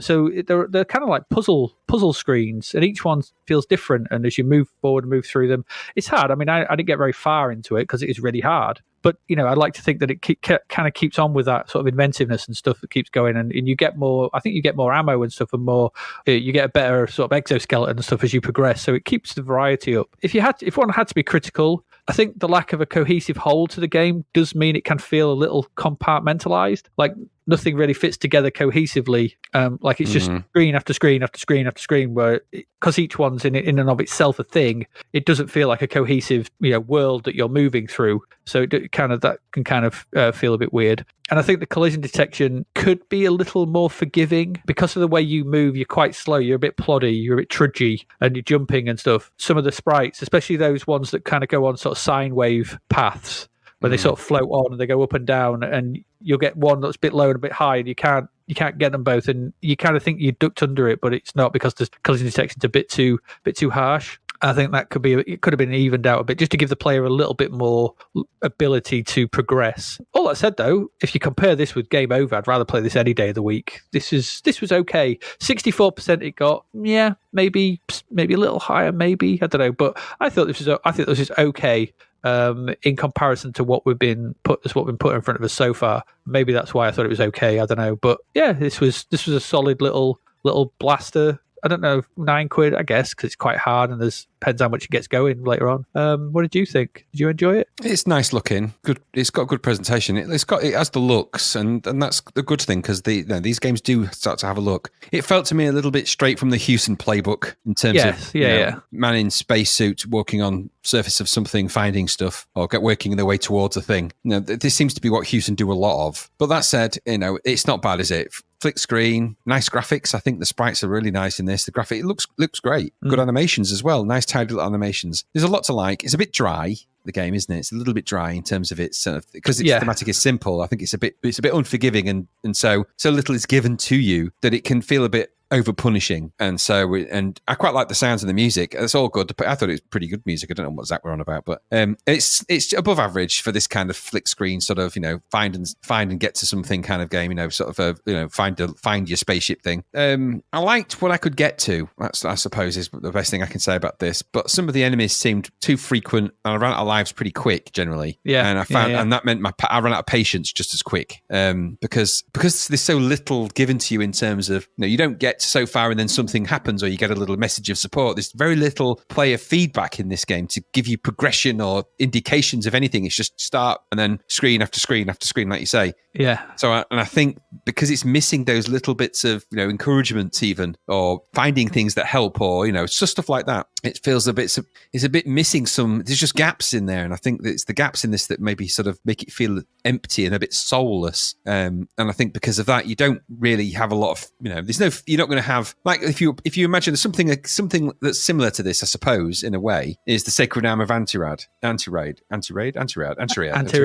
Yeah, Sacred. I couldn't say it. Yes. Sacred Arm of Antiriad. In that you're a person navigating to try and find a thing, and that has you find little bits of your spaceship and little things that help you. If that had something like that, so as you found more bits of your engine and spaceship, and it felt like you were gathering things towards a goal, that would be better than just wandering from screen to screen. You do get. I'm just reading the Zap review because I didn't get there, but it says a dressing unit is encountered and enter to add an exoskeleton and double laser rifle to your armament, but I didn't get there, so I don't know when that is. That's what I mean, and there was no chance. I got maybe to the third or fourth screen, and then I found myself just these sort of blob things that looked a bit like the droplets from Whizball came on, and they were all at different heights. Your bullets don't shoot all the way across the screen from your gun, so they only go about sort of a few feet in front of you, which is, I guess, one of the mechanics of the game, but quite frustrating. So I didn't last that long in it, but I have to say, what was there was likeable. I just think it felt a bit, like I said, dry and a bit soulless. But if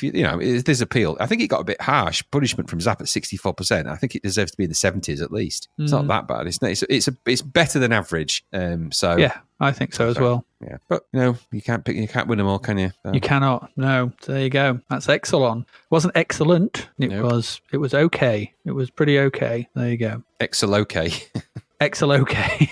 Yeah. At least it wasn't Excel off. Yeah, it didn't deserve that. No. No, it's Excel on, so we can leave that alone. That's all right. So okay, let's move along. We've got 3 left, and it's a sports game up next.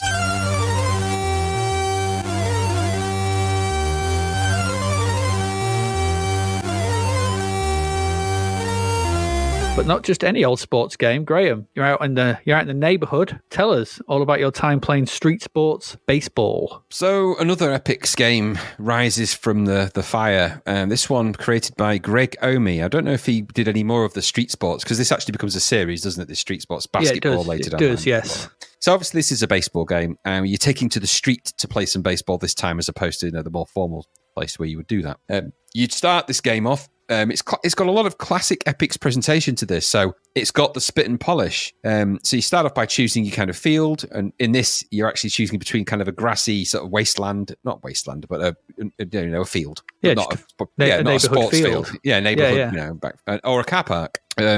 So you can choose that, and then obviously you can then choose 1 or 2 player. So, and I know I never played this 2 player, strangely enough, but I imagine it's pretty good. But I'll come to that in a bit. Then you decide on your team. So you can choose an old team, team. I'm guessing that's you can potentially load in an old team that you've saved. You can make a random team out of the people that are in there, or you can create a brand new one. Then you can give your team a name. Then you flip a coin to see who gets to pick the players. And then in the background this whole time, there's been sort of a gang of rough-looking street dudes and girls all sort of strewn around the streets looking mean. One of them's got a Mohican and they look, sunglasses and shades, and what it isn't is pro ball teams. This is it's street sport, so it's just a gang of kids going to do a baseball game. And then so you can actually pick from this sort of these images, and each one of these then becomes highlighted, and you take it in turns to pick players. Now there's quite a few players to choose from. In fact, there's 16 in total to choose from. Yeah. With names like Kevin, Bojo, Tina, Dana, Rock, Julie, David, Radar, Butch, Magic, Kim, Bob, Kitty, Melissa, Brad, and Ralph. Each one of those has their own skills and so some are good at catching, some are good at running, some are good at fielding, some are good at hitting, some are and they've all got their little strengths and weaknesses. And so you've got to sort of choose. Initially, you choose your team, and then you obviously take it in turns to pick. And I think you pick 8 players each, don't you, in total? So yeah, batting team. So you take it in turns to pick. So you pick the one if you choose first or whatever. Anyway, so you pick 8 each. Then you can choose the fielding positions, the players, then the batting position. So you actually really get to sort of construct this game how you want it to be, which is kind of cool. And then you can even change your mind. You can save that team as well, so you can reload it, obviously, which is again really cool. All these things are really good, because what this isn't is lots of arduous statistical clicking and choosing. It's just Brad's got quite good throwing arm, but they can't catch for whatever, and it's just all that kind of stuff. When you finally get through that, it's to the game, so you're straight into the baseball game, and it's now going to play out as you've picked your teams.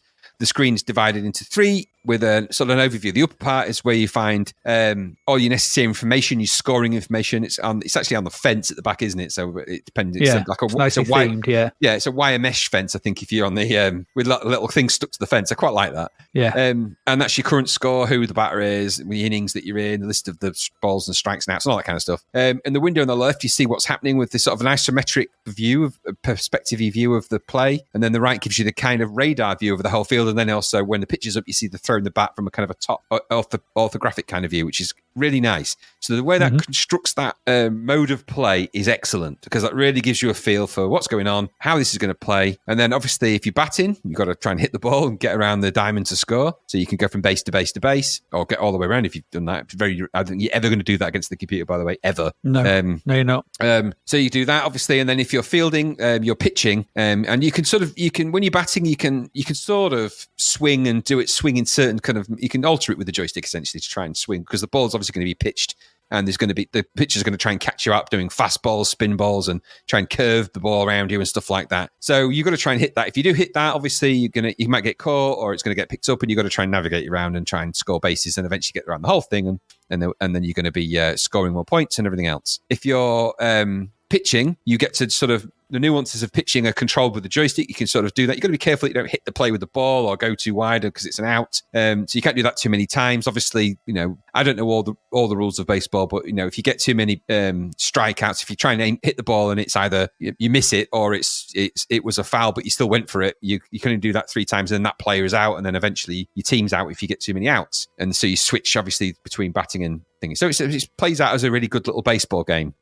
When you're pitching and fielding, when they hit the ball, then it goes to a kind of nice view where the ball's flying in. You can look on your radar, you're sort of moving your player to it, and then you can catch it if you happen to have somebody that's good at that. Sometimes they fumble it, you get that kind of a nice kind of sound.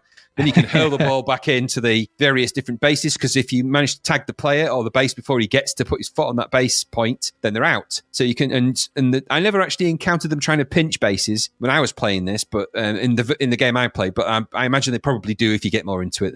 Unless that isn't something you can do in this, I don't know. But anyway, that possibly happened. Didn't happen to me, and that's where if you've stood with the ball, sort of passing the ball around, one of the players can try and run to the next base if you're faffing about, or you drop the ball, or you just you cock things up. So all of that means that you're essentially playing a baseball game, and the graphics in this are really, they're kind of big, and they're kind of really nicely defined. They're really good. This game plays really, really well, even now. This is a really great, approachable baseball game, and the kind of which I've not come across. I think Hardball is another C64 game, isn't it? I don't think we've come across that yet. Yeah, we have. Yeah, we did that ages ago. Yeah. And I don't remember whether that, I think we said it was okay, but it was, there were certain things about that didn't quite, it didn't quite work. This is just a really good this is how you do a baseball game. The graphics are good. the way you pick the games and save the teams, the mechanics of the epics layer of production are all there, which means it's got really good interoperability with how you want to save stuff and load stuff in and do all of that stuff. That's great. Everything in here works really well. It's really well animated and really plays really well.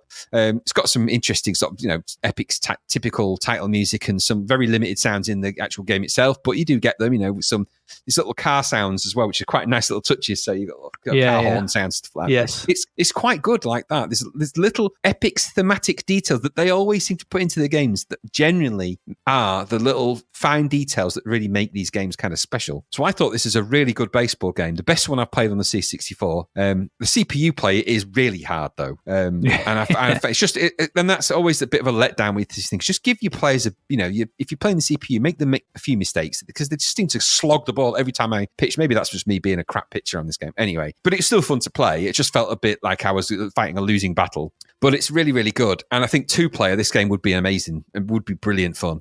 So I think you could have some really good fun with this. And for a really well-drawn, really well-animated, competent program, no buggy, no bugs, just works. I really, really like this game. I thought it was really, really good. One of my favourite Epics games so far, outside of the big games ones that we've done. This is brilliant. This is really brilliant stuff. So I really enjoyed it. What about you? Yeah, I thought it was an interesting take on the genre. That it's fun to play. It's a decent baseball game. Although I don't know if there's a lack of batting options as an odd omission. You can't bunt or anything like that, which is a bit weird. But anyhow, playing against and the other thing I was just as a say, I don't know if you found it as well, but playing against a computer took an age because they would wait for ages to throw the ball. Did that happen with you as well? Never happened to me with that. Oh, they just stood there for ages. I was like, sound effects be going on. They just stand there for ages. Like, okay, I don't know. Anyway, looks nice. It's got really good, nice, suitable street furniture for the visuals. So in the background, I like the fact that you can trip over stuff that are on the field and and things like that. And nice background sound effects, as you said, with car horns tooting, cars going past, that sort of stuff. It'd be nice to hear a little more. Is it a little more life? I think in the background, they feel a little quiet at times, but it could have been a little bit more. The animation of the kids are good. And tripping over objects, I said, is annoying and enjoyable. And it's good to see that the stats make a difference here as well, because like you said, somebody's rubbish at catching but good at throwing or can hit well. They seem to actually be there when you're playing it. I also like the dual camera view of the pitching and batting. Yes. So you kind of see it from behind the batter, don't you? In the sort of kind of pseudo 3D, slightly above his shoulder, looking down.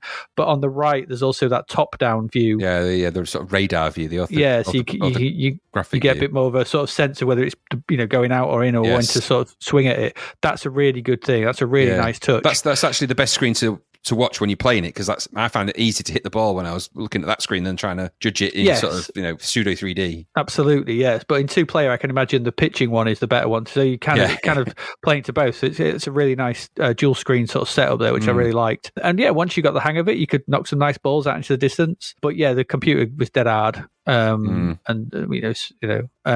also like the throw. You can just throw the ball at them. just keep lobbing it at them. Oh, you hit them. It's like, I know I did. But no, really solid game. This Rich is really good. I'd never played it before, never ever, never seen it, never come across my way, and I was glad to get into this because this was like, as I think as you rightly point out, this is it's got that epics when epics do it right. This is, I'm not sure it's Pit Stop 2, but it's when they do something right. It's not the breakdance epics. It's the good side of epics going, look, this is how you do something. This is how it should work. These are the little touches. This is how we're going to approach it. And it's nice. Shame the guy never seemed to do anything else that I could see. I don't know if he's done anything else. But I really enjoyed Street Sports, and just nice presentation as well. And good range of characters. Just good, just a really sort of cool little thing. I really enjoyed it. Yeah, good stuff. Best one so far we've played. Yeah, I agree. By a country mile. Saying something. Yeah, not the Epics game we thought would be the best one, maybe. No. But there you go. That's it. Street Sports Baseball. We like that one. Nice one. Let's move along. I'm sure the next one can only go up now. We must be on an upward trajectory. Let's see if that continues. With Snapdragon. Okay. Snapdragon. So this was £9. £9, Graham. So the art of Snapdragon is long and perilous, and the way to becoming a 5th Dan master in the art of Snapdragon is hard and torturous. Or at least playing this game is. This is also known as Karate Chop, as well as Snapdragon. and whichever game it goes by, it is pure dragon egg. This is awful. It's programmed by Martin Webb, and it's another release by Bubble Bus. You may remember Martin from Max Talk and the shifty-looking bike riders. Well, not satisfied with that, he's taken on fighting games and lost badly. This is a terrible game, and I mean, I've just gone straight to it. Why not? It's very little to redeem this. Terrible music, badly animated sprites, illogical controls, over-convoluted damage system, poor collision detection, fact that at times two fighters will be double-footed hopping away or towards each other, stupidly high jump you can do. It's just, I don't know what to start with this. None of this looks good, sounds good, plays well, or feels enjoyable. So the game itself consists of 9 levels, which you have to fight through, each with a series of fighters on each level, which you fight one-on-one. Disposing of one sees you waddle on to the next one. They have names like You Lose, Me Win, Who You, No Chin, Lee Wei, and so on. To be fair, that did make me laugh. I know it shouldn't, but it really did make me laugh. Yeah. Leeway especially. I was like, oh, come on. Yeah, No Chin, I think, was the one I was like, okay. The UI at the bottom has 2 sides to it, showing your health for your 4 body parts, which are arms, legs, head, and body. If you take hits to these, it lowers the health of them. Next to these stats are what can only be described as 2 Dr. Zoidbergs in rags holding up the main screen. So weird. Under these are a number, and when one of your stats is empty, any more blows to that body part lowers this number under the doctor's. If that reaches 0, it's game over. Back to the beginning. None of that makes a blind bit of difference. It is entirely possible to complete this game by simply holding up on the joystick. That's all you've got to do. I walked through the game by doing this. No other moves, nothing. Just kept up, pressed, and every fighter died the same way. I didn't have to do a thing. So just to check it, because it takes quite a while, I stuck Vice on warp mode and held up when I was walking. As soon as another fighter appeared, just pressed up, they were dead immediately. And then I moved on again. And then I tried it without thinking, it did the same thing. You just press up, because the overhead blow that you do pressing up, they can't do anything against it. It just keeps whacking them until they fall over. And that works all through every single level. Oh dear. It's beyond poor, this. It's a travesty that this was ever released in this state. The visuals are just appalling. The fight, I mean, we are not far away from IK+. Let alone we've already had IK, Way the Exploding Fist, even, things like, Fight Warrior wasn't great, but knocks this into a cocked hat.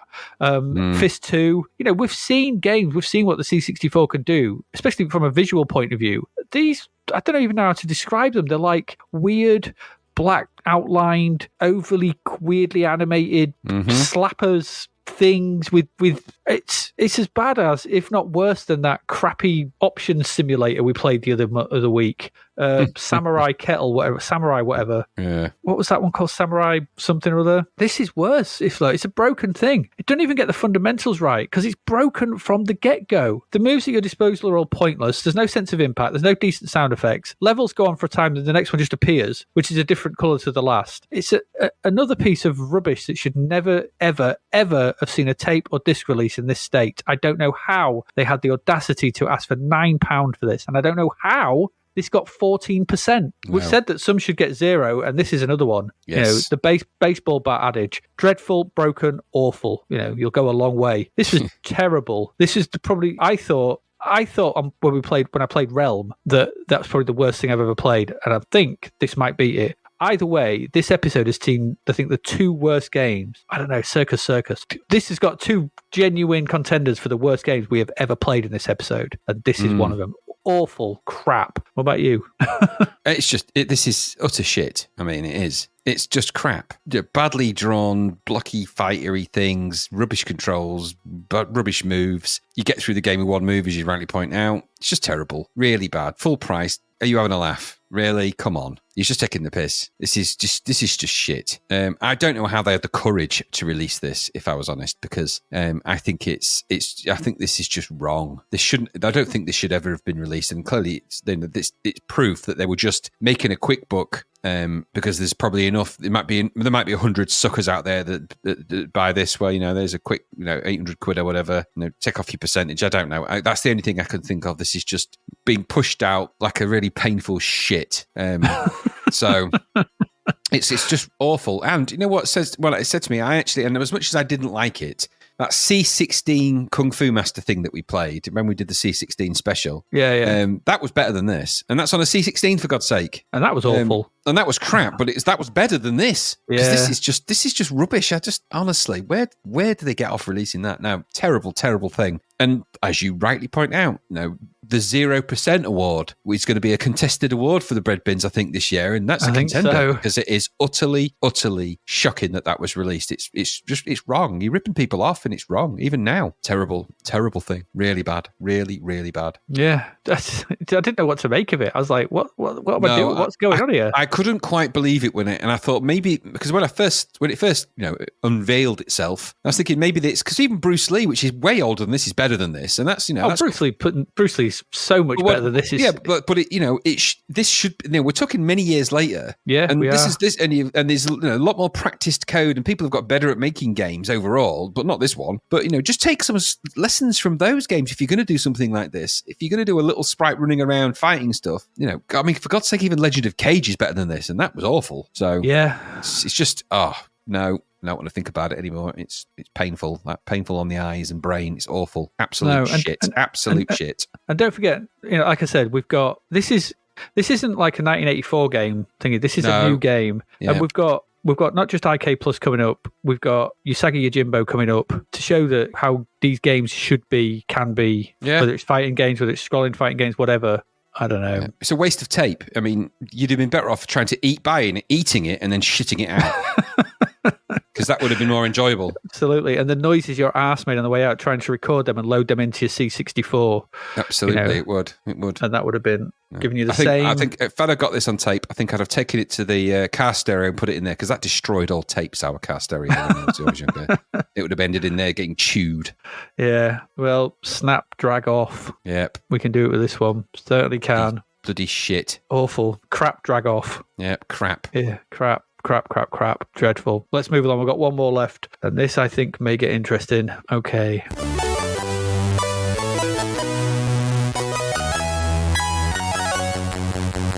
So, Graham, we have a sequel. We have Rebounder. We do have a sequel. Gremlin graphics are back. Same team that do all Gremlin graphics games, isn't it, really? Christian Shrigley did the code, Terry Lloyd, Rob Toon, Steve Kerry, Marco Duro, graphics, and old Ben Daglish on the old keyboard, on the old Joanna, playing the old Joanna. No, he's doing the music. So this is a direct sequel to the original Bounder, obviously. So it's more tennis balls, more bouncing, more of everything. A lot more of everything.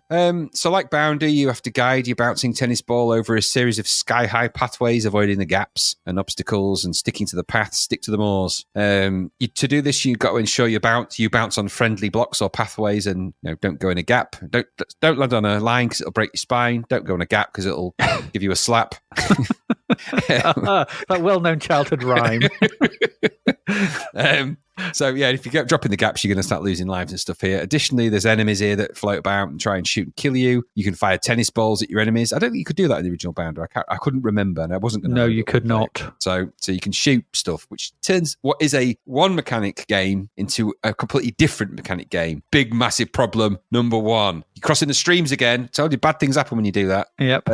So you do need, and also this has got this weird pressure gauge thing, which really just is stupid. It's really stupid. So you've got so much pressure, and if you lose your pressure, you can't shoot your tennis balls quite as well. So periodically you have to land on pump stations, and then the Future Knight appears randomly, and you have to waggle your joystick to pump. It's just stupid. And it's just stupid. Anyway, so in this game, you've got to travel across the maps, gradually collecting 16 smart bombs to use against an evil overlord, which is apparently taken your nice bouncy, boundy world and turned it all shitty and crap and that, and put everything up in the air, which I thought would have been anyway.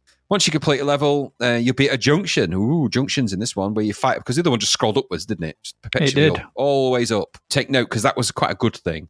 So once you complete a level, you get to a junction where you can choose a direction. Well, you get a boss fight at first, an almost impossible boss fight. So almost each one of the boss fights they encountered were ridiculously impossible. They got more and more impossible as it went on as well. Anyway, so if you do make it through that, which you probably won't, but if you do by pure chance make it through that, you choose the direction so you can actually go, and you get these arrows that will present either up, left, or right, depending on which direction you choose. The game then scrolls that way. So you actually start the game scrolling left to right as opposed to bottom to top. And then when you get to those junctions, you can choose scrolling upwards or scrolling back left or right or down, depending on what the arrows reveal. And you're actually trying to make your way through to the final overlord. There's only one way through to that overlord, and you can actually hit dead ends in this game. If you do, then you hit a dead end, and there's only one way to find the overlord. You never, in all fairness, you are never, ever, ever going to get to that overlord. Ever, unless you use a cheat or something. Anyway, so obviously you get through these mini bosses. The game's played out through all these multi-directional levels, to which, as I say, scroll up, down, left, and right. You make your way through the level and choose your next direction, all the while on the mission to find that guardian. And obviously you need the 16 bombs that you collect, the smart bombs. You need all 16 to kill the guardian, or it won't work. You can't do it. So at a certain point, the logic of the game becomes really stupid and predictably,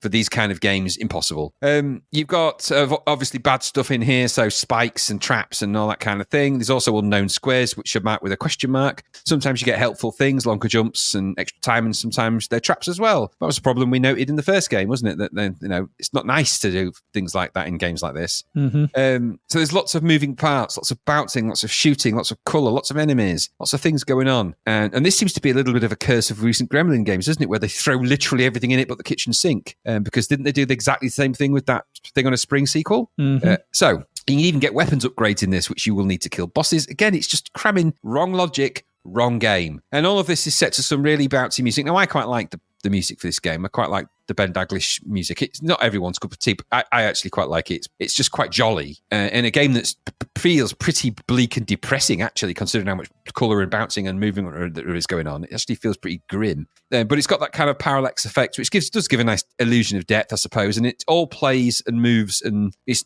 I didn't encounter lots of bugs other than the ones I'm going to mention. Not any scrolling bugs anyway, certainly not in that. But there's a lot of annoyances in this game, loads of them. Some of them are legacy annoyances, which you should fix if you're going to release a sequel, but they haven't. So you can spawn repeatedly at the same spot and get in a death loop again, because that happened in the first rounder and that happens in this. So sometimes you go death, death, death, death, and you're like, oh, for God's sake, because that can happen. Yep. And it shouldn't. It should not happen. There's instant deaths that happen for no reason in this. I just died randomly. You just die. I'm not sure if that's because I ran out of pressure or I'm not sure what caused it, but every now and again I just died. So I was like, oh, okay, I'm dead then. So there's crazy difficulty spikes, and the upgraded weapons are actually feel more like a hindrance and a downgrade because they don't belong in this game. So they're crossing two game genres here badly. Bounder is in of itself a one genre of game. Try and navigate your way across the spaces and go and do that fine. Shoot 'em ups are shoot 'em ups, where you've got waves of enemies flying at you and shooting. Doing both of those things at the same time is really hard because you've got to try and navigate your way across a landscape that's basically going to kill you by dropping off things. At the same time, you've got to shoot things that are flying at you from all other angles. It's just too hard. You can't do those two things really easily, especially if your upgraded weapons actually become a hindrance to you doing that. I got this really weird weapon which made two giant circles appear to the left and right of me. It's absolutely of no use to any. No, it didn't serve me any use at all. I'd have rather have had something that shot individual tennis balls. When I got to the boss level, by some miracle, it was completely and utterly useless to me. I just ended up getting killed really quickly. So you've got upgrades that are downgrades in a game that's crossing two genres that shouldn't be crossed, with lots of bugs from this first game that are reappearing in the second game that shouldn't be there, and lots of unnecessary stuff that doesn't need to be. You don't need to make this game have pressure and lots of complexity and all that other stuff that you've tried to cram in. It's got that same problem, as I said, that Thing on Bounce's Back had. They've just tried to cram so much into one game. It doesn't need all of those things. Either make it a shooter or make it a bounder game, but you can't have it both ways. And take out some of the stupid complexity, like having to pump your pressure up and all that. It doesn't need any of that. Bounder didn't have a lot of that stuff. They've thrown all that into this for some weird reason, which makes this game feel unenjoyable because there's so much going on. It's really hard to figure out what's the best route to do anything. At least Bounder had originality as a strength, I think, because this isn't original either. That's another big problem. This is an exact duplicate of Bounder in many ways. It's not. So Bounder got a good score in Zap, and we liked it at the time because we said it's quite original. It's quite different. This is lacking in originality. It's entered lots of things that shouldn't be in this game, brought in more complexity than is required, made death pretty much the thing that's going to happen to you every 2 seconds. It's too punishing. The only good thing I liked about this was the music. The rest of it, I thought it was too hard and it was too much going on and it was just confusing in the end. And I think at 90%, I'm not sure what they were smoking that day. For me, this is a lot lower than that. What about you? Yeah, I think my first sentence is, what have they done to Bounder? Yeah, yeah. At some point, someone should have stepped in and said no to this. Everything that's good about Bounder seems to have been lost here. The tweet music, the sense of fun, the bright visuals, it's all gone in this dark and gritty sequel. Why do you shoot now? Why are there bosses? Why is it so hard to read the screen now when the original got it so right? Yep. Sometime way down the line, Prince of Persia Warrior Within, so on the Xbox, GameCube, is the equivalent sequel to Sands of Time as this is to Bounder. So Sands of Time was this bright, it's a sequel to Prince of Persia, and then they gritted it up, and no one liked where he was in. If you wanted a sequel to Bounty, you just need to make more levels, more tricks and traps, but keep the core loop, the core bounce the same. You don't need all of this. This seems to be a complete mishmash of every idea they had just thrown into a horrible mix of nightmares. It all feels wrong somehow. It feels harder to judge the bounce of the ball because it doesn't have that. They don't have the bounce sound. Yep. That bounce sound is damn useful. It's as easy to do in the first game. It all feels random and less cohesive than the first game, and is littered with that horrible. I'm coming to really hate the graphical style that Gremlin have been using for ages now. That chunky black outline chunkiness. I just don't like it. I had no real recollection of playing this, and either I did and I wiped it entirely from my brain because I reckon I would have played it. But doing so now, Sherman, I dodged a bullet back then. This was a hideous mess of a thing that I actively loathed for what it did in relation to the first game. Take it away and shoot it.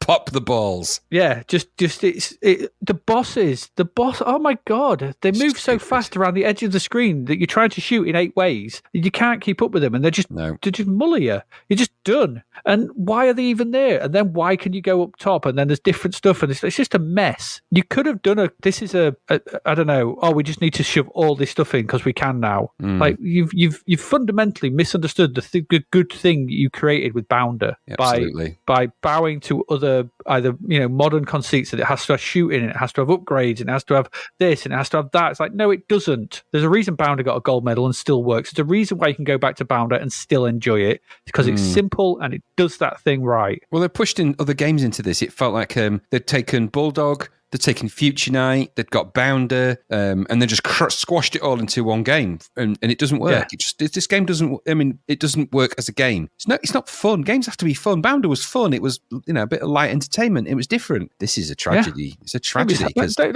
get me wrong. Bounder was hard, but it was hard for the right reasons. Yes. So I think it's what we said back then. It was tricky, and there were some annoyances, and we said about them. That's fine, but at its core, it was a simple thing. Navigate. It was an obstacle course. Navigate the course. This is like navigate, shoot, power up, pump, shoot bosses, collect. Like, oh, what the mess! A mess of a game. I didn't really know what to make of it. I got so angry. This is the most anger-inducing I've had for a game for some time. Yeah, pick a genre for start. If you pick, and if since you created the genre, stick to that one. They created Bounder in the first place. They created that idea of the scrolling bouncy ball and the parallax thing. Just do more of that stuff. Make it more about that. I just wanted more Bounder. Yeah, what I got was less. What I got actually was less Bounder and more other stuff. Well, it felt like you're on the rebound from better games. This, this is you got dumped and you're on the rebound. This is the first your first relationship after you got dumped. It's never going to work out. Never works out. Gremlin are another one that I don't have any particular affinity with. I don't think the game's just not for me. Gremlin and Ocean, what they're doing. Yeah, I mean, there's some good-hearted individuals in the Gremlin team, and I'm sure that there are things that will come out. That they're just for every 2 steps forward or a step forward they make with things like Bounder, there's 50 back with just crappy other games that just never seem to quite get the formula right because they're trying to over-egg their pudding all the damn time, and it's the exact problem that happened with Thing Bounces Back. It's the same problem with this, and it's simply the same problem with almost every Gremlin game we played. Auf Wiedersehen, Monty. Auf Wiedersehen, Monty again. Just they cram too much. They try and cram too much in. Don't do that. I mean, it's the question here is what we said with Auf Wiedersehen, Monty is: did people really want Rebounder, or was Bounder enough? Well, that's a very good point as well, actually. And yes, did they want that? And if they did they want it like this? Exactly. Thank God, at least the music's, I mean, I quite like it, only because it's really jolly. Jolly. And completely at odds, though, with the dark, gritty tone of the game. It's totally, I think that's on purpose. I think, having met and worked with Ben in the past, I know for a fact he was a very melodious guy and a really crazy, jolly guy. I mean, he was full of life. And he must have taken one look at that rebounder and gone, okay, we're going to have to make that bit happier because no. Yeah, shame. Yeah. Just wanted more Bounder. We didn't get it. We got this.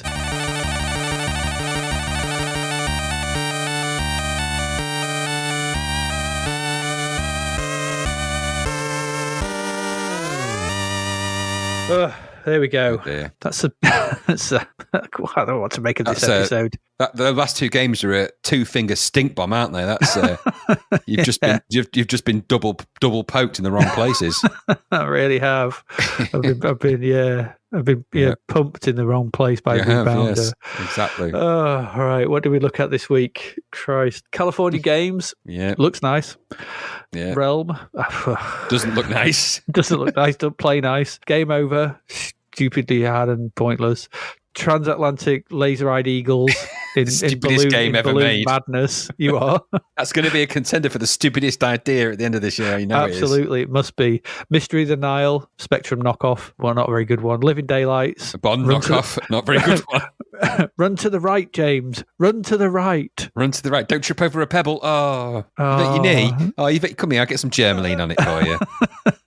Bit of Sudocreme. Yeah, put it under a tap. Absolutely. Roadrunner, which finally was okay. Was okay. It was just a good version of a very average arcade, but I quite like it, honestly. Exolon was okay.